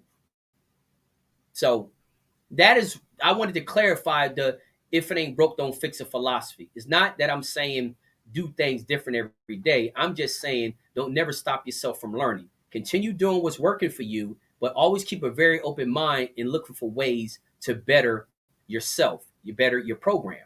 That's it. Yep, exactly. Frankie said it right. Keep breeding what's working for you, but always have the experiment on a few on the side. You exactly right. Frankie has said what I have been saying before. Y'all look back at my older videos, y'all hear what I say about experiment. I think everybody needs to have a project going on their farm. I don't care how small your farm is, how big or how small. Let me explain to you why. And this way, you ain't got to debate me. Debate the example I'm about to give you. The reason why I say everybody should have an experiment going on. Every single business has every single industry has R&D, which is research and development, right? Why do businesses have R&D? Why does industries have R&D? I'm talking about from healthcare down to making plastic caps. Everybody's always trying to improve. There's no successful industry out there that said if it ain't broke, don't fix it. And the ones that have, they no longer the titans of the industry. Look at IBM. They had that philosophy, it ain't broke, don't fix it. I can name a whole bunch of other companies that said if it ain't broke, don't fix it. And they used to be beasts back in the day. Now they sitting on the sidelines in the background. You don't even hear their name anymore. So again, let me give an example of why you should always have an experiment going on your yard. Because you need to always have R&D. You need to always be researching and developing a better bird. You should always be researching and developing how to make your birds better. Now, the example I'm going to use is this. Every successful cross, be it a different breed or bloodline, all started out as an experiment. Period. Every successful cross, be it a breed, seals with Americans, hatches and sweaters, whatever you want to look at it. Every single successful cross started out as an experiment. But it only becomes a trend when its success is on front page or center stage. Think about that. Every successful cross started out as an experiment. It didn't become a trend until it was on center stage.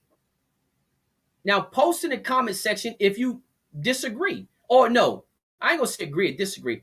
Post in the comments if you understand what I'm saying.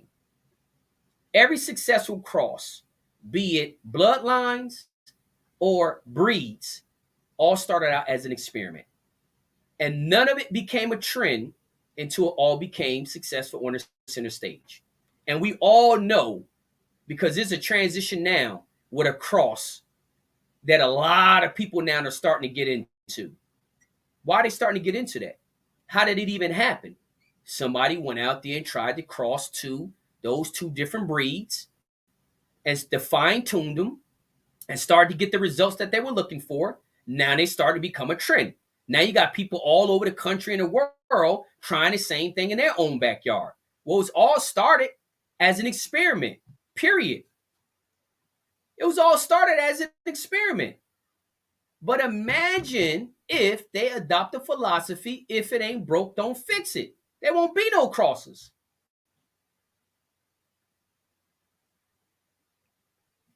See, Chris Self said they started off with 3-pound Cuban lines. Now they're up to 5 pounds with the ACL crosses, 80% ACL crosses. You see what I'm saying?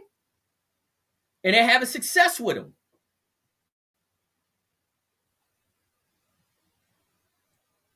That's right, Donald. And Donald says that it all has to start somewhere. Example, the radio started with 1 cock and 1 hen. Exactly. That's exactly right. Because at the end of the day, guys, like I say, every successful cross started out as an experiment, be it crossing breeds, American with the ACLs, or crossing bloodlines, hatches with sweaters, round heads with hatches, whatever the case is. But it does become a trend until it becomes successful on the center stage. And then you see people all over the world buying it. You see big farms and medium-sized farms who sell a lot. They starting to have more of it. But it all started out as an experiment, research and development. You make the cross, see what it turns out. You start fine-tuning it, working your magic, putting a program together to get the desired characteristics that you're looking for, and boom, once you get the desired characteristics and you can replicate it, now it becomes a trend. I'm not saying trends are good or bad, but what I'm saying is a lot of people who never even thought about trying it are the ones buying it. Think about that. A lot of people want to adopt, if it ain't broke, don't fix it mentality by not experimenting. So a lot of guys out here who went out and experimented, are selling these chickens that started out as an experiment to guys who didn't want to try it, but yet they the ones buying it. They buying an experiment that they didn't even want to try.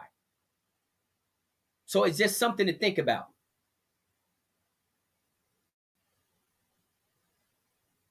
That's right, John. John Harper says, you make two crosses. You cross over a hen, and then you cross your fingers. That's pretty much what it comes down to, John. John Harper said, you making two crosses. You crossing a hen, and you crossing your fingers, hoping it's going to work. But hey, we got to do it. We got to do it. Everybody needs to have a research and development program on their yard. You researching new selections, and you developing whatever you just created. You always doing research and development. You research, create something new, and then you develop it. That's exactly what they're doing now with these ASIL American crosses. They researched it, did the experiment, now they starting to develop it. And now it's becoming a trend. That's a result of research and development. It's all experiment. Nobody successful is sticking with it. If it ain't broke, don't fix it. They still have an open mind. That's right, Jay. Jay Wonderful says you have to cross them to see what's goodness is in them. And if it's substandard, try another way. Jay, you're exactly right. That's what research and development is. How many failed experiments did Thomas Edison have? It's so many things that we have today in our lives that was a result of hundreds of failures in an experiment. And they got it right. Just think about it. So, right. And Donna says that, some of the best roosters, Donald French says some of the best roosters he ever had will come from four-way crosses. Experiment. Nobody knows what's going to happen.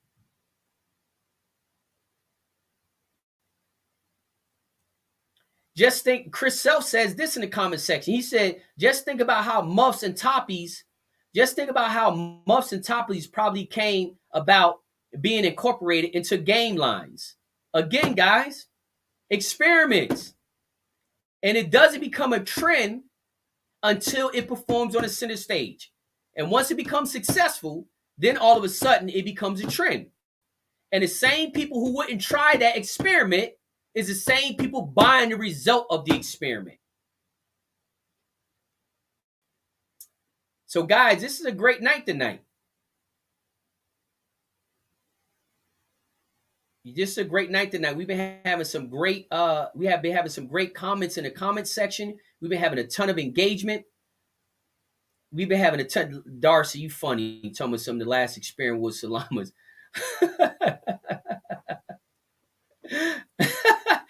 Darcy Blevins said that she did a cross and all she produced was llamas. But hey, like she say, you don't know until you try it. And that's exactly right.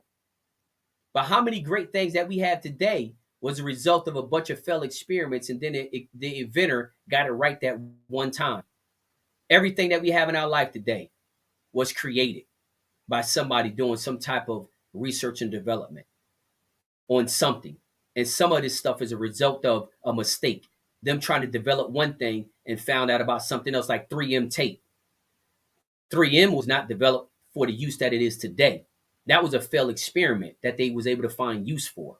Do your research on it. So, like I say, guys, that's the reason why I don't adopt that attitude of if it ain't broke, don't fix it. That's the that's the reason why. So I wanted to clarify that because I get a lot of slack from that. I get a lot of slack from that. A lot of old timers don't like that I say that. They shun me about it.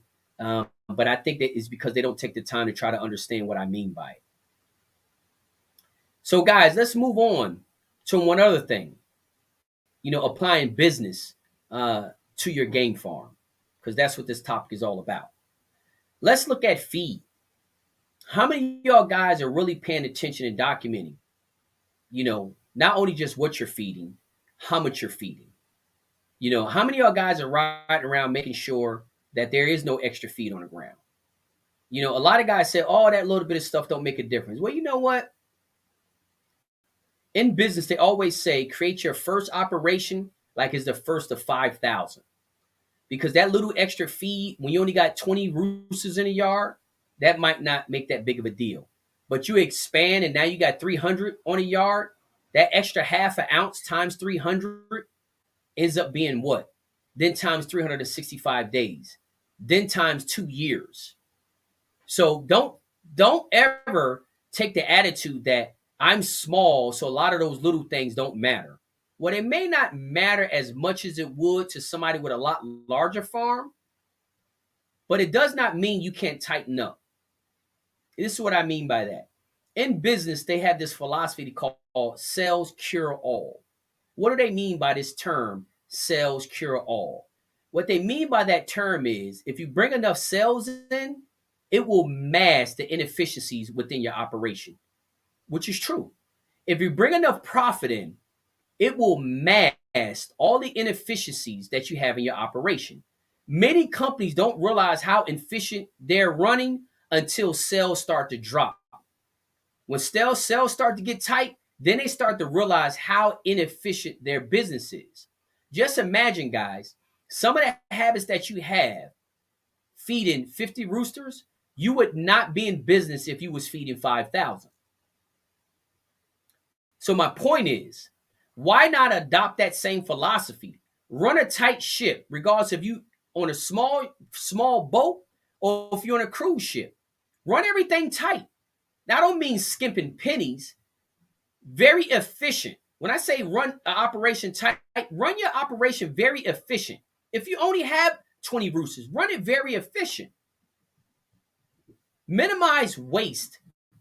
Not only waste on feed, but waste of your time, waste of your money, waste of materials. Cut back on your waste. Run a tight operation. It doesn't have to be only if I got big. I only would care about that if I sold roosters, but since I don't sell the feather, I don't matter. Oh, I'm not in business. This is a passion for me. You can have that attitude. There's nothing wrong with it because that's your time, your money, and your chickens. But guys out there, if you want an advantage, again, run a tight ship. Don't validate, and I'm not going to say laziness, but don't validate your inefficiency saying, oh, it's just a passion. I don't care if it's extra feed on the ground. Oh, I don't care if I just wasted, 2 years of time on some chickens I won in a raffle. Oh, don't worry about that. I don't care. I won them in a raffle, but you raised for 2 years and got nothing out of them. Oh, don't worry about that. You have to run your farm like a business, and you will not be making a lot of these emotional decisions that you're making. You would not participate in a $20, $40, $30 raffle for some chickens that you would not even buy if you had the money. Now, what does that say about the raffle? Nothing. I participated in a raffle, but it was in a raffle for some chickens that at the time I couldn't afford to buy outright. So the only way I had a chance of getting them was to participate in a raffle. I didn't participate in a raffle just because it was $20. I participated in a raffle because I knew that breeder and I knew those birds. I just didn't have the money at the time to purchase them flat out from the breeder. So the best chance I had was to participate in a raffle. I didn't participate in a raffle that I really don't even know the breeder and I don't even really know the birds. That's not how I operate. You know why? Because I value my time and I value my money. I'm not going to spend a whole year raising some chickens that I don't know what they are, where they from. Not me. I mean, you can. It's your time, it's your money, it's your chickens. But when you think you're getting something for $20 or $30, actually you are committing to 1 to 2 years of your time and money. That's actually what you're paying for. So I hope that what you win gives you a return. But some guys say, "Oh, it's my passion. It doesn't matter." Well, you actually could have took that 2 years of time and money and put that into something else, or you could have just saved that money and still spent that time out there on the yard.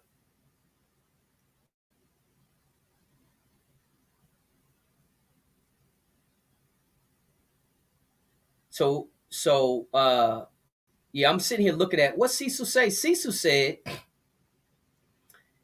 I really think it's important to breed. Hold on, there's a lot of comments starting to pop in. Hold on, let me scroll back up.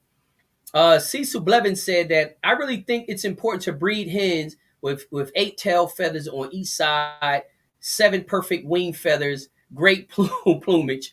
Hold on, great plumage, red eyes, perfect genetic traits, make gorillas every time. There's no llamas if you breed perfect feather quality. Well, well, I don't know. What Cecil is saying that it's I ain't gonna say it, but anyway, but yeah. So y'all guys can read Cecil's comments. Oh yeah, yeah, yeah, yeah. So anyway,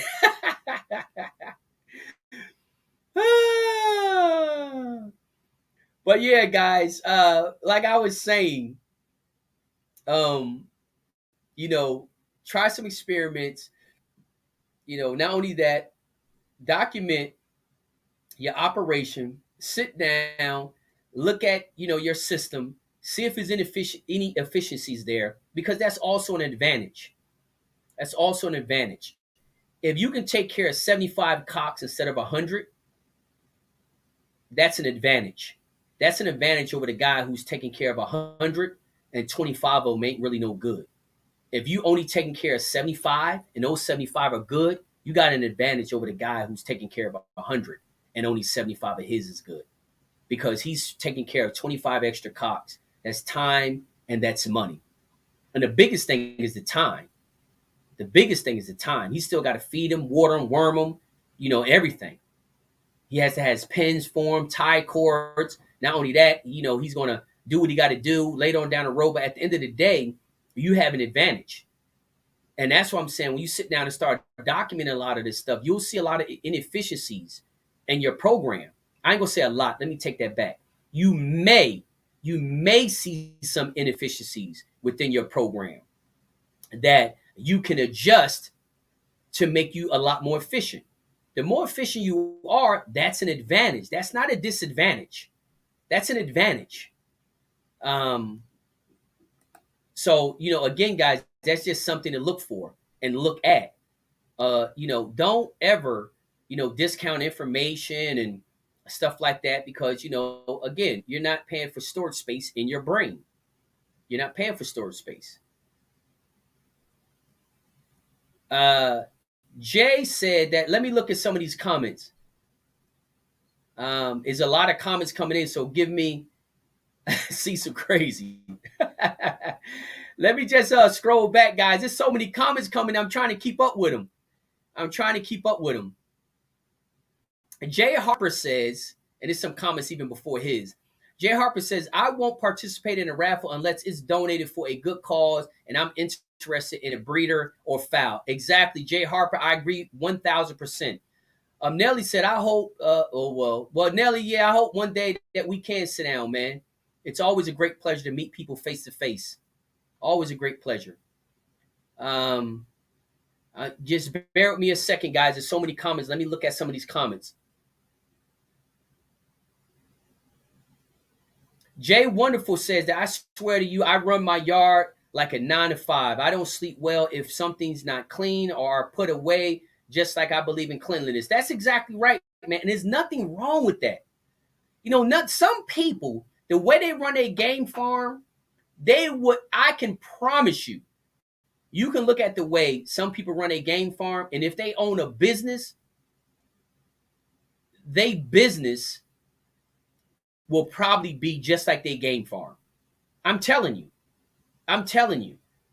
Because it's characteristics, it's standards that a person have.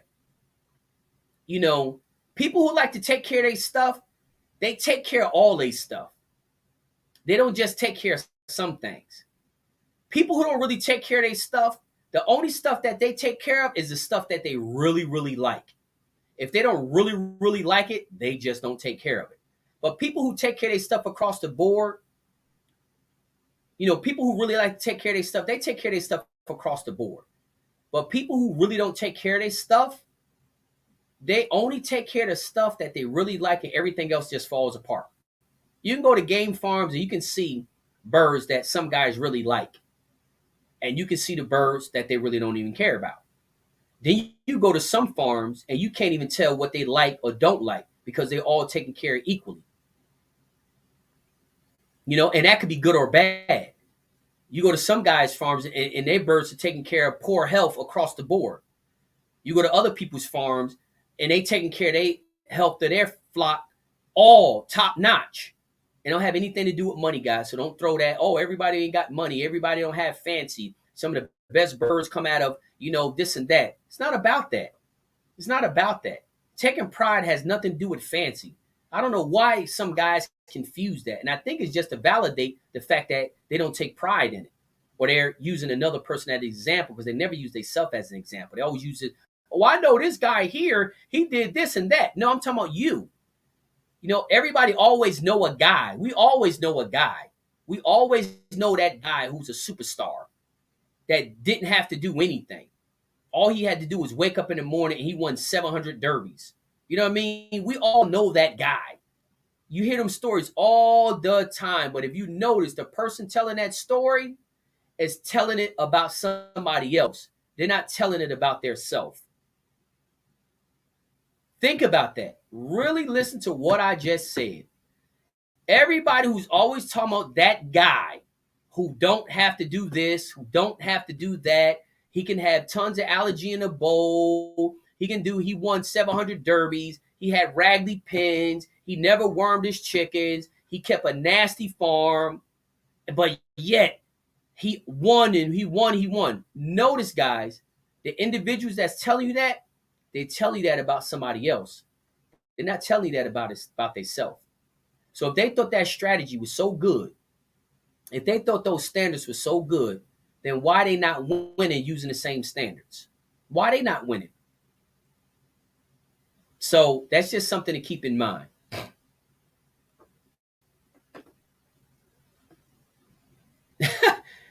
Yeah, so listen, guys, there's a lot of comments coming in. And I know that y'all guys, we've been on here 2 hours, guys. I don't want to use up all your time. I know some of y'all getting tired of me talking. But yeah, Nick Harrington said if you have feet on the ground, the next day he would definitely cost you time and money in the long run. That's exactly right. Jay Sanchez said that I bred brown red / roundhead white heckles just to call them leapers. This season I added hatch blood so I could call them leaper hatch, and pissed a lot of people off. And y'all guys are clowning these people, man. Ray Rodriguez said, call. Get the second and third best off your feed. That's exactly right. Guys, I can't say it anymore. Run a tight ship. Run your farm like a business. Just because you run your farm like a business does not mean you have any less passion. Actually, if you truly have passion, you're going to want to run the most efficient program you possibly can. That's the way I look at passion. I look at passion that this guy don't miss not one single detail. That's how passionate he is. Other guys look at it as, I don't care if I waste. I don't care if I'm inefficient. because it's not about money. I'm passionate. What are you talking about? Think about that, guys. When I posted that topic, when I posted that topic a few weeks ago, and I had guys saying, "Oh, it's my passion. It don't have anything to do with money." If it's your passion, then that means you should be running one of the most efficient operations you possibly can. Because people who's passionate about something is very detail oriented. I don't know somebody who's passionate about something, but they only care about a partial part of what they're doing. Think about that.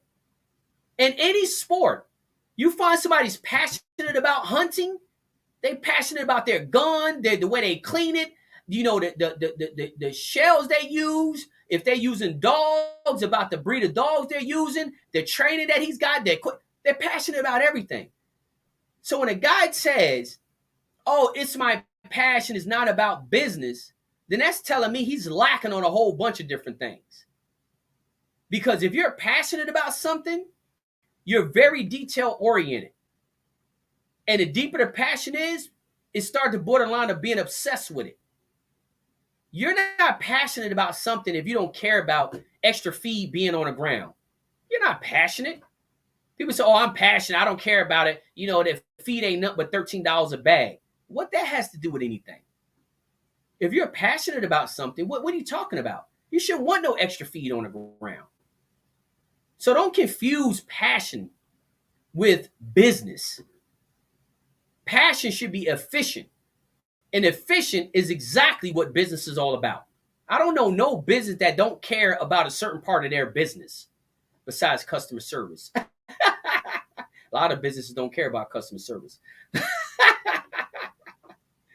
So, guys, Circle M Game Farm, shout out from San Antonio. Yes, sir, brother. Yes, sir. I was out in San Antonio this year. I think it was in January or February. I was out there this year. I got some memories, man, from San Antonio. Some funny memories. I told y'all guys that story. But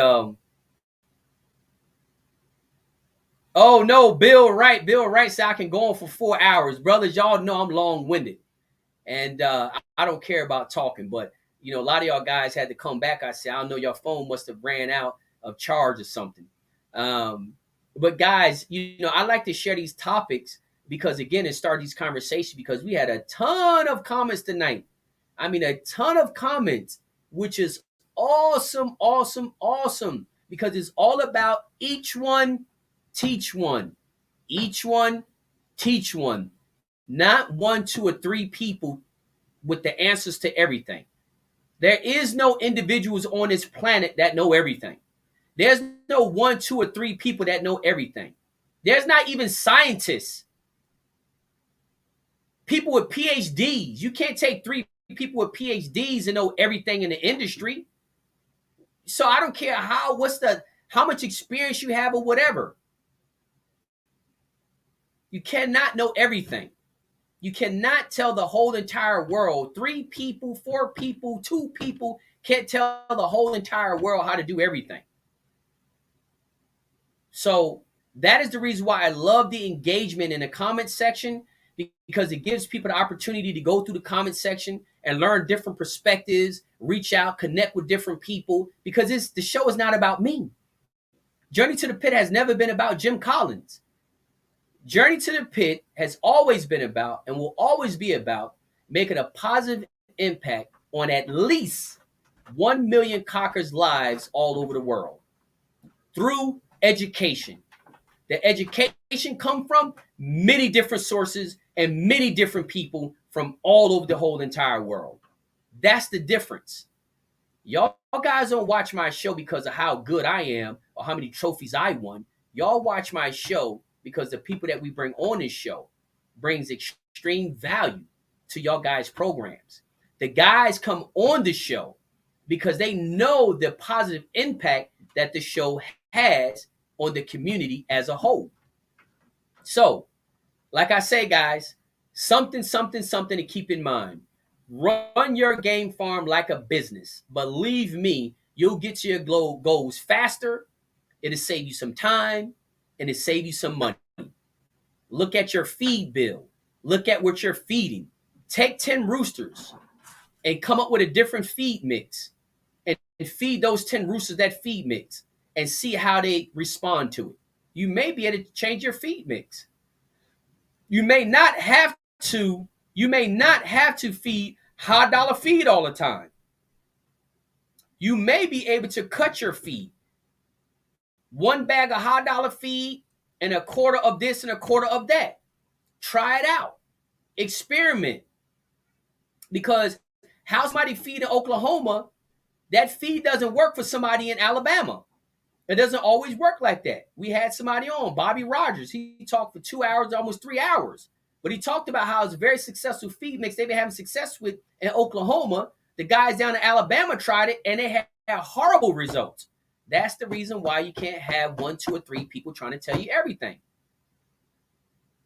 No couple people got all the answers. Each one teach one. So guys, like I say, that's what it's all about. Documentation, and experimentation. Documentation and experimentation. Then document your results. Again, document, experiment, document.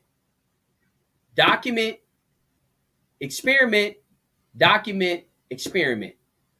Just keep the cycle going. Just repeat. But always have a side project on your farm. Always be working to improve your birds. Document yourself for your own records and sit back and take some time to analyze. I promise you, you'll learn a lot. You'll learn a lot for the ones that want to learn. And I hope I really clarified my position on if it ain't broke, don't fix it. I hope that made sense to y'all guys, but I had to put that out there because a lot of guys shun me about it. They criticize me about it. They make fun of me about it. And some guys don't even like it. I don't know. I mean, they don't even like that I say it. But again, I at least explain to y'all guys why I say it, why I believe that. And that ain't something to debate. Debate the examples that I gave y'all guys. Document and experiment. Exactly. And the reason why you need to document after you experiment is because you need to document the result of the experiment and repeat and repeat and repeat. If you don't think it's necessary, I'm trying to tell you, watch some of those Journey to the Pit interviews. These birds are evolving. Every successful cross started out as an experiment. And the people who didn't want to do the experiment is the ones buying the results of the experiment. All them guys who talked about they didn't want to do ACL and American crosses and all that, a lot of those guys are buying them because they're getting beat by them. But yet, they didn't want to do no experimentation.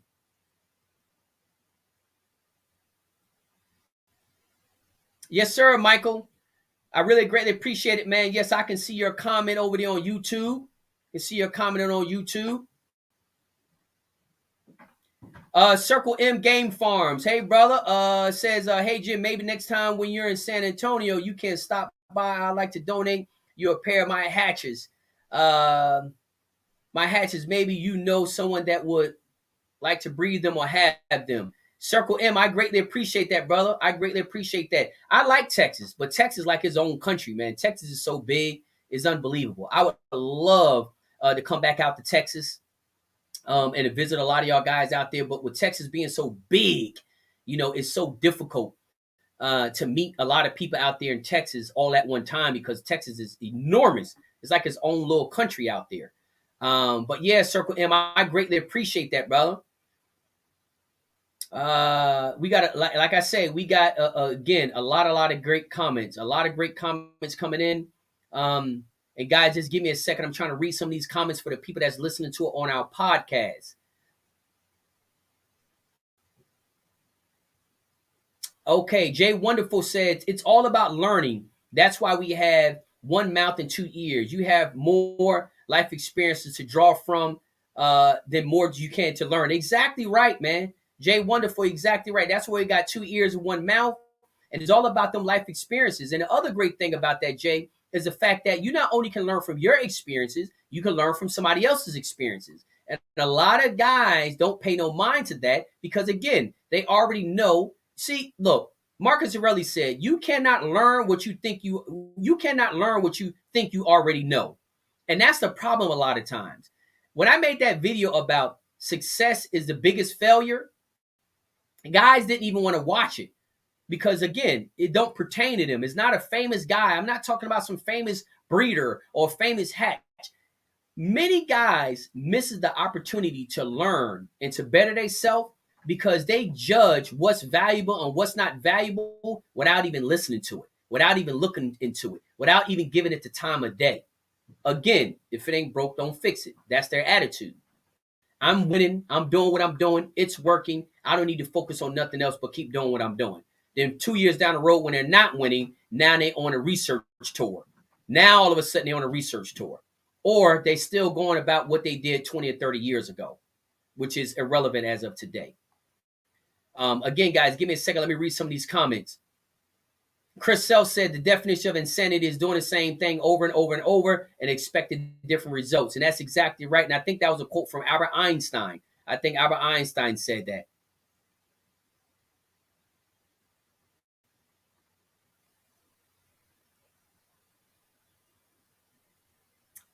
Yeah, Cecil. I hear you, Cecil.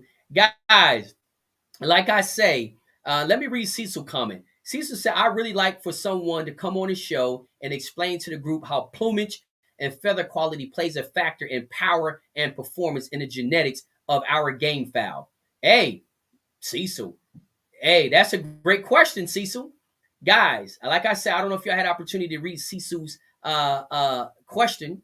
I mean, comment. I'm sorry. Cecil comment says he would really like to see somebody come on his show and explain to the group how plumage and feather quality plays a factor in power and performance and genetics of our fowl. You know what, Cecil? I don't know, man. I don't, again, it's I'll give you my answer. Plumage and feather quality to me is like going to a confirmation show and looking at a coon dog that's competing in the Westminster, dog show and looking at his color, his conformation. But yet, if you put him in the woods, he couldn't even find a coon 100 yards away from him. So you know what I mean? I got you on that, Cecil. That's a question I have. So y'all guys got to understand too. You have to really look and see. Hey, you just got to be careful who you're listening to and what you're listening to.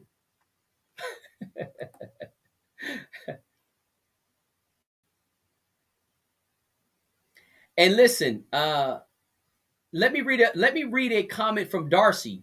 Darcy was saying that the fowl is not only evolving from breeding, but also with the climate changes, what might work this year may not work the next year because of nature in itself. Darcy, you're exactly right. So what Darcy, like she said, let me read that comment again. Darcy Blevins just said the fowl is not only evolving from breeding, but also with the climate changes, what might work this year may not work next year because of nature itself. Exactly right. And I agree. That's why documentation is so important because things are changing. One thing that we know is the same, that nothing is the same. Everything is always changing. And that's not changing. Everything is always changing. Leaves grow on trees and then they fall off. Leaves grow on that tree again. They might not grow at the exact same spot, the exact same color, exact same size. I mean, they might be the same color, but they might not be the same size and grow in the same area, but the leaves are going to grow. So everything is always changing. That's exactly right, Bill Wright. Bill Wright said that we didn't get where we are without making what birds we have better. That's exactly right, Jay. And that's why we got to continue on. The goal is to continue on. And that's why educating the next generation is extremely important. Share in your knowledge. Share in your knowledge. To me, that's what legends are all about. I don't care how many trophies you have, how many times you won these derbies. None of that stuff at the end of the day, it only matters to you. It doesn't matter to nobody else. It really doesn't matter. You're not impacting somebody else's life because you just won Cocker of the Year. But if you can teach people the things that helped you make Cocker of the Year, that's impacting somebody's life. Share some information. Other than that, nobody cares.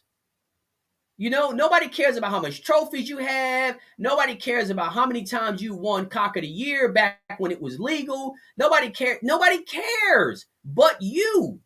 You're not making an impact on a community by talking about how much how many times you won back when it was legal. It doesn't matter. It doesn't matter because things are different. Things are changing. And I think some guys get so caught up into, well, if I have all these accomplishments, then I gotta know something. I even hear people say that. Well, if I want all of this, I gotta know something. I'm just saying. Well, you know what you might be just saying. Because maybe what you know may not work for this person that you're talking to. And I'm just saying. So that's just something to look at. That is just something to think about.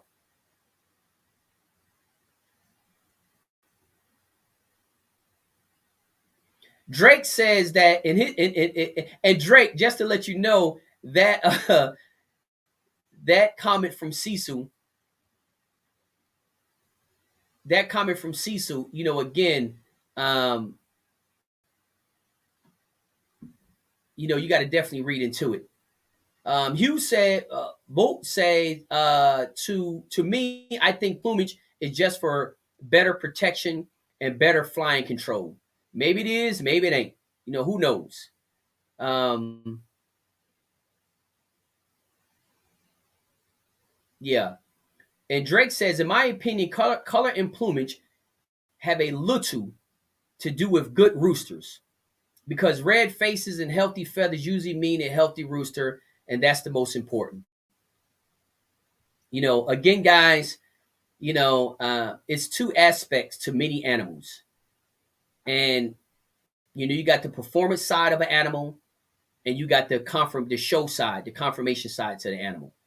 Um, the sad part about it is, and in some, not all animal sports, but in some animal sports, they base the animals competing in the confirmation shows are actually animals that can perform. But for some people, uh, they only have animals that look good and they don't have the slightest idea if they can perform or not. And if they tell you they can, they're lying. They're lying.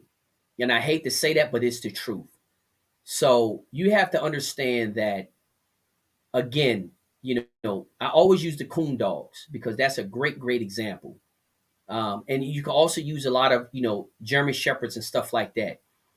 Had a conversation with a friend of mine's. And actually even talking, I'll tell you, it was Darcy. We was talking to her because she showed dogs as well. And she has game fowl as well. And Darcy and I was talking about how the shepherds look that perform in show and confirmation, and how the shepherds look that actually work the streets for law enforcement, military, and stuff like personal protection, stuff like that. Their confirmation is totally different. I ain't gonna say totally different, but is a lot different. There's a lot different. If you look at the German shepherds that compete in American shows, and you look at the German shepherds that law enforcement use, military use, they use in personal protection, their confirmation is different. The ones that's using confirmation shows, those are not working animals. Those animals' hips cannot stand jumping on things. They cannot stand the work that's required to be a working dog. So that just proves exactly what I'm saying. It proves exactly what I'm saying. So, again, confirmation is one thing. We have a standard, and you want to try to breed to that standard. But this is the other thing. Based on the needs, based on the performance needs of your animals, that is what's going to dictate their confirmation. Period. That's what's going to dictate their confirmation. So, um, again, that's just something to keep in mind. The guys who's running coon dogs, who's winning coon competitions, they not at the confirmation show asking the judges and asking those breeders how should he breed his coon hound that he just won a UKC competition with. Those guys that's working those coon dogs in the woods are not over at the confirmation shows learning from them on how to produce a good coon dog.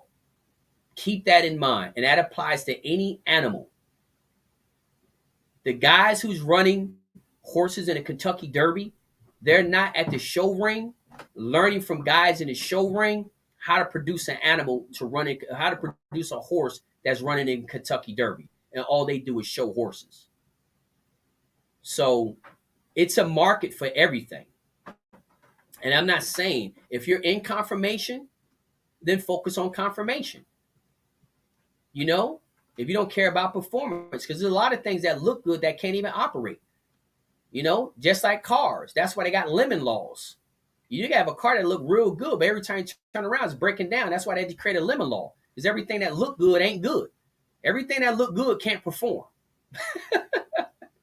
So Jay was saying that Jay Wonderful was saying that environment in his mind plays a role in the genetics. Jay, not just in your mind. That's scientific fact. That's been proven beyond a reasonable doubt. Just do some research on epigenetics and you'll see that. The environment plays a huge role in the genetic makeup of an animal. A huge role in their resistance to different types of diseases and sicknesses and stuff like that. Environment plays a huge role. That's been proven scientifically. Not just in animals, but also in humans. Also in humans. And guys, keep these comments coming in. It looks like we had 2 hours right now, guys. Let me know if we need to go ahead and get off of this. Let me know if we need to go ahead and get off of this. I think, yeah, we've been on here long. Man, we've been on here 2 hours, guys. We've been on here 2 hours. Some of y'all guys hanging in there. Man, y'all phones must be plugged up. Y'all phones must be plugged up. Because I don't see how I'm plugged up over here. So I don't see how y'all guys are hanging in here for a whole, for a whole 2 hours. Some of y'all guys been around since the beginning. What's going on here? Sherwin said I still got his attention. Ray said agree 100. Ray Rodriguez said agree 100%. Are you breeding for show or performance? That's exactly right, Ray. That's exactly right. And again, guys, I'm not telling you what to look for. I'm just saying being mindful of what you're looking for. Make sure you're listening to the right people. Make sure you're doing the right research so you can make sure you're going in the right direction. Because the most valuable thing you have is your time. I know people value their money more than their time, and actually it's supposed to be vice versa. We wasn't raised like that, but in reality, it's supposed to be vice versa. We're supposed to value our time more than we value money. But, we value money more than we value our time. Yes, Frankie. Frankie says that it's good to have a great bird. It's a bonus to have, to get both great and beautiful. That's exactly right. That's exactly right, man. So, yeah, that's exactly right. So it's great to have both, and I can tell you, game fowl bred for performance do have both. Game fowl bred for performance are not ugly birds. You see what I'm saying? I mean, game fowl bred for performance is extremely, a lot of them are extremely beautiful, and that's why I feel that game fowl breeders are the best in the world because they can breed a high performance bird and he beautiful. Think about that. The guys on the confirmation end can only breed a beautiful bird. They can only breed a beautiful bird. But game fowl breeders can breed a beautiful, high performing bird. To me, game fowl breeders are the best breeders in the world. And I'm not talking about confirmation game fowl breeders. So, that's something that guys to really think about. Game fowl birds has bred for performance. A lot of them are beautiful, and that's why I think they're the best breeders in the world because they're able to get both. They're able to get both. It's a lot harder to get both than it is just to focus on one. Yep. You're just looking at reading some of these. There's a lot of comments coming in. A lot of comments coming in. Francine, you still watching? Ringo, you still watching? That's right. John Hickman said, "Make money, make more money every day, but you can never get your time back." You're exactly right. Hugh said, "Jim, I would, I guess I want to know. I want to know more about you and your file and how you select." Hugh, I have made videos on that as well. So I don't want to turn this show into that topic because I have already covered that. Everybody knows I'm from Puerto Rico. I only have Spanish birds. I never owned an American bird. I got into game fowl when I relocated to Puerto Rico. It's been what, almost like 9 years now. So yeah, that's how I got into it. The selection process, again, with a Spanish bird is going to be a lot different with American birds, but the principles are the same. You select based on your need, based on your performance need. So everybody's selection process is going to be different. The thing that's universal is understanding what your needs is number one, and that's what you look for in your selection process. And again, what works for one guy doesn't work for the next guy. And if you listen to all of the Journey to the Pit interviews, all of those breeders are successful in their own right, and they all select different. They all select different. So things I look for, again, and I'm not going to turn the show into about me, but I like medium to high station birds. I have had success with shorter birds, but I have not had that many shorter birds. I am not a big fan of the shorter birds personally. And again, that's just only my experience, but I have not had that many. So I really technically don't really want to even express my opinion about them because I really haven't had enough to even have an opinion about them. But yeah, I like medium station birds. I like a well balanced bird. I like a well balanced bird. Bird with a little head, nice. I like well proportioned. My thing is balance. That's what I look for. I look for balance. I like a well proportioned bird. I don't like a bird with a really wide back. I don't like a bird with a really narrow back. I don't like a bird with a small frame. I don't like a bird with a really big frame. I don't like a bird with really big breasts. You know what I mean? So again, I like kind of a streamlined bird. I like a kind of streamlined bird. I don't like a real stocky bird. Like I don't like a bird. If birds were like boxers, I wouldn't want a bird like Mike Tyson. Like Mike Tyson, we all know is a legend. But I wouldn't, if I had this selection process, I wouldn't be selecting birds that was built like Mike Tyson. Um, I would be selecting birds built more like Roy Jones. That's what I like. I like the birds that's streamlined. Roy Jones have a streamlined build. He's not all big and bulky, but he's not small and puny either. You know what I mean? So that's kind of like to give you like an analogy like that. But I like a well balanced bird. You know what I mean? Like Roy Jones, his torso is proportionate with his legs and his arms. He's well proportioned. And that's how I like my birds. Again, I don't like too tall of a bird. I don't like too short of a bird. But is there success in both? Yes, it is. It sure is. But my likes, that's what I like. I like a medium station bird. I like his feathers to be balanced. I don't like a really big breast. I don't like a really wide back. I like a medium sized back. I like a bird to be streamlined. Streamlined. Some birds got like a really football shaped body. I don't really like the football shaped bodies. I do see a lot of times from my experience, a lot of those bodies, they do have a lot of power. The shorter birds that I had did have a lot of power, a lot of power. Um, but I also had a henny, was one of the most successful birds, one of the best birds I ever had. And he was built streamlined. And that's probably why I have a bias towards that. Because one of the best birds I ever had was a streamlined type bird. He wasn't a real tall station. He was actually kind of small when we first started out. I think his first show, he was only at 3'3". The last time we showed him, I think he was at 3'11". So very streamlined built. So maybe that's why I'm biased towards that. Maybe that's why I'm biased towards that.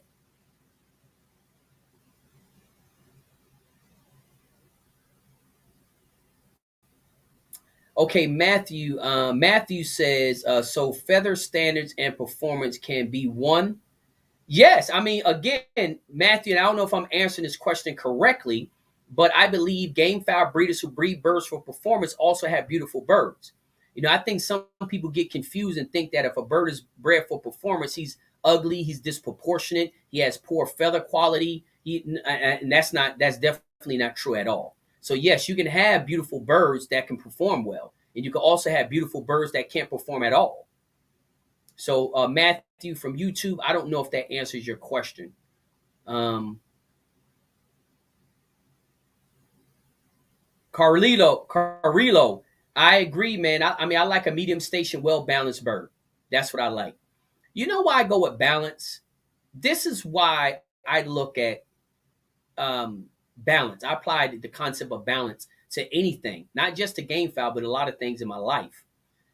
Um, because balance falls in line with nature. Nature is balance. It don't always act the way we want it to act, but at the end of the day, it's balance. Earth will not destroy itself because it's balanced. The ecosystem is balanced. Nature's designed to be balanced. There's enough prey and there's enough predators. It ain't too many predators and not enough prey. And it's not too many prey and not enough predators. Just think about that. Think about when they make restrictions on hunting and stuff like that. Don't always things get out of control. Don't things get out of line. Don't things fall out of balance. Just like if they let too many predators out there, if they let people fish something too much, they fish all the fish away. But if they stop fishing, then the fish is going to overrun. So you know what I mean? That's why I get that concept of I like it, as many things in my life to be balanced as possible. Balanced with my diet, balanced with everything. Am I successful at that? Everything in my life being balanced? No, I'm definitely not successful at that at all. But it doesn't mean I don't continue trying to be balance my life as best as I possibly can. So that's why I'm kind of biased towards the I like birds that's very balanced. Because again, I try to take that philosophy from the laws of nature. That's why I'm biased towards that. Um,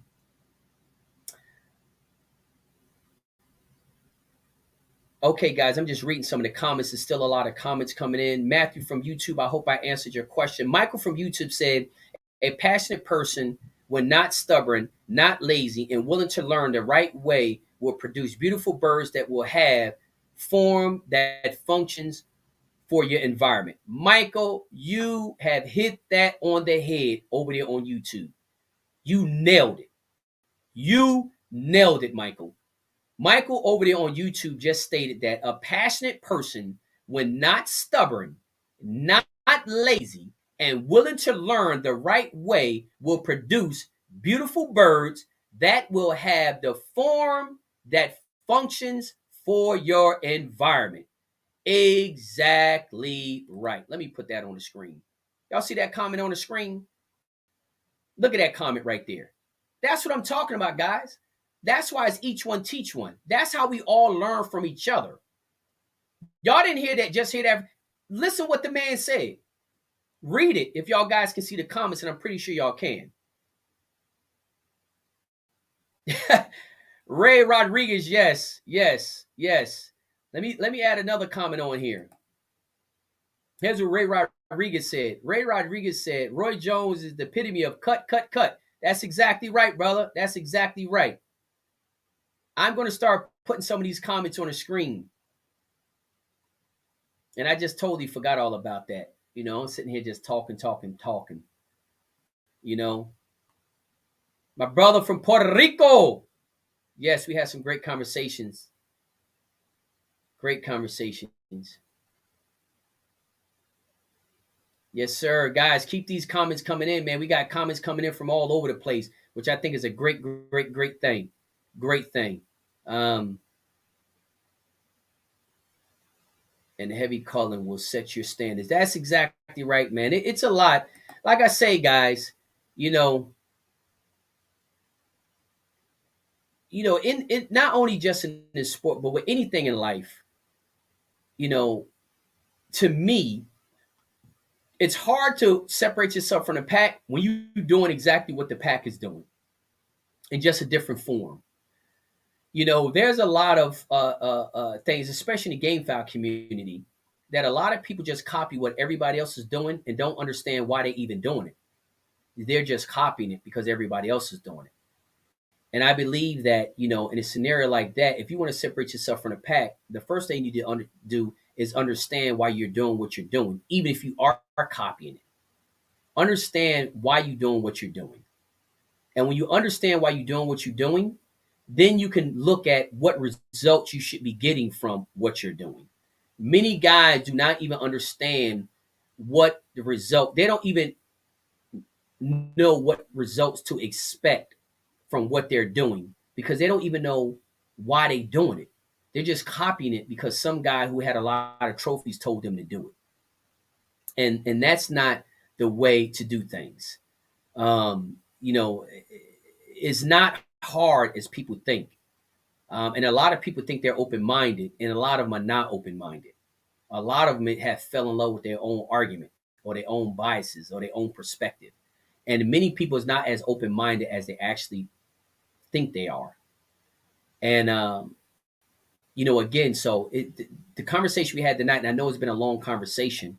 I hope it has been enjoyable, but it was worth definitely listening to because you know, at the end of the day, it's all about starting that conversation, engaging the people in the community, so we can all each one teach one. And that's what's extremely important because again, it's so many different scenarios out there that you need more than one, two, or three different opinions about a scenario. You know, a few people can't have the answer for every scenario. So that's why it's important to engage the community, you know, because again, what you may not learn from the show or the guests that we're interviewing, you may learn from somebody in the comment section. That's why these interviews and these videos are so important because it's not about what you learn from me. It's about what you can also learn from the comment section. I'm just here to start the conversation and share my perspective on things. I'm not here portraying to be the master of nothing. I just like to share my perspective and hopefully, again, if you can't learn something from it, maybe it can click a light off in your head and give you an idea about something totally different. That's what it's all about. Each one teach one. So um, again, tonight we didn't have a big viewership tonight. And that's fine because I can tell you right now, some of the most valuable things are not popular. Some of the most valuable things are not popular. Usually, if it ain't entertainment, it ain't gonna be popular. Any kind of educational stuff has never been, and that's across all spectrums. It's not just game foul, but educational stuff in this society today is not really popular. It's only popular for the ones that's applying it and gaining benefit from it. And it only become interesting to the people when they're losing or they're at a disadvantage against it. If they're not a disadvantage against it, then they have no interest in it. There's so many guys that compete that do not make any time to learn. None at all. None. And again, when we do these interviews are not about me. They're not about Jim Collins. They're about the special guests. And every single special guest that we brought on this show has dropped some jewels, has shared a ton of great information. A ton of great information. And those weren't my opinions. That was some real, true information that's being used. Not something found off of YouTube, not an academic viewpoint of it. It's something that's being used on their farm as of today. They're sharing their successes and their failures, but it's not popular. But it's popular to the ones that's applying it. And again, guys, it's use that to your advantage. Use to your advantage that your competitor is spending all his time watching fight videos, cat videos, or current news on social media. Use that to your advantage. Use that to your advantage. Look at people who's constantly focused on current news and look at their percentage. I bet you they don't have a high percentage. I promise you they don't because they focus on the wrong thing. Look at the guys who got a high percentage. Look at their social media activity. It's very low, but maybe that's why they got a high percentage. You know what I mean? And the guys who spend a lot of time on social media is always demonizing the guys who's winning, but they don't spend a lot of time on social media. The guys who's on social media all the time be the ones demonizing the guys with success because they got to validate their lack of accomplishments. They need somebody to criticize so nobody's looking at them, you know? And again, that's why, uh, putting up here, Ray Rodriguez said hard work and common sense goes a long ways. It's a lot of great, like I say, guys, tonight was a lot of great comments that came in. And the comments has created an opportunity, you know? So y'all guys can hear stuff from more than one person. And that's what you really, really have to realize. There's not a small group. And I know, a lot of guys, we respect the guys from back in the day, the OGs of the game file community, because they harbor a lot of great information. But it's also a lot of younger guys today that's very good at what they do, very passionate, put in a lot of hard work, and has figured it out. Has figured it out. So you can learn from a lot of these younger guys as well. I know a lot of guys criticize the younger generation and stuff like that, but at the end of the day, you also can learn from them. A lot of older guys don't even look at trying to learn from a younger guy because they felt as though, hey, I've been doing this for 40 years. You've been doing this for 12 or 10 or 5. What can I learn from you? Well, it's something that you can learn. I know guys, not even guys, I know kids in Puerto Rico that can condition a rooster like you have never seen in your life, and they're about 12 years old. I have a friend of mine has 2 sons. I think they're like 11 and 13. In my opinion, they're some of the best conditioners they ain't even been on earth that long. But I promise you, they can teach somebody that's been in the sport 30 years on how to condition a rooster. But guys who've been in the sport 30, 40 years would not even consider even paying attention to a 12-year-old. Again, take your blinders off. Take your blinders off and stop limiting yourself to who and what you can learn from. You're not paying for storage space in your brain. It doesn't cost you nothing. Remove your biases that you have or who you can learn from and what you can learn and what you need to learn and what you got time for. Again, you're missing opportunities. But guys, like I say, capitalize on those guys' mindsets. Capitalize on it. Why you see that guy out there spending all his time posting all these current events on social media, worrying about this and worrying about that, like they Mother Teresa, and they trying to inform and educate the world? Capitalize on it. Capitalize on an individual's distractions. Capitalize on it. And believe me, Nelly said that Nelly said that, bro, you going to make them mad, Jim. You know what, guys? Y'all have known. Many of y'all guys have been following me from the beginning. I have been the same identical person from the beginning. I speak my truth. Y'all can't find any post or video where I'm trashing an individual. I talk about behaviors, but I don't talk about individuals. And it's been the same. I'm serving a cause greater than myself. You ain't never seen no video of me talking about how many wins I won and how I got this good and I'm better at that and that. You ain't never seen that. You ain't, because the show is not about me. I don't need to be on this show stroking my ego. Doesn't matter. My goal is this, and it's been the same, and you can research it. Don't go back a few months, go back years to the beginning. Journey to the Pit was created for the sole purpose to make a positive impact on at least 1 million Cockers' lives all over the world through education. And it has not changed. Guys try to discourage me from having long videos. It's like, nah, man, these videos are too long. Then I get messages in the comments that guys have watched every single last one of them from the beginning to the end over and over. Well, I thought they were too long. They were too long for that individual. That's all that told me. They were too long for that individual. Or those individuals. I ain't going to say that individual, but those individuals. But as time went on, you catch them, they catch themselves watching the whole interviews now. Not just part of it, but all of it. A lot of guys who wasn't interested in them at the beginning ain't interested at them now. Ain't interested in interviews today. that's fine too. But what I do know is Journey to the Pit has a huge impact on the community, a huge impact on the community.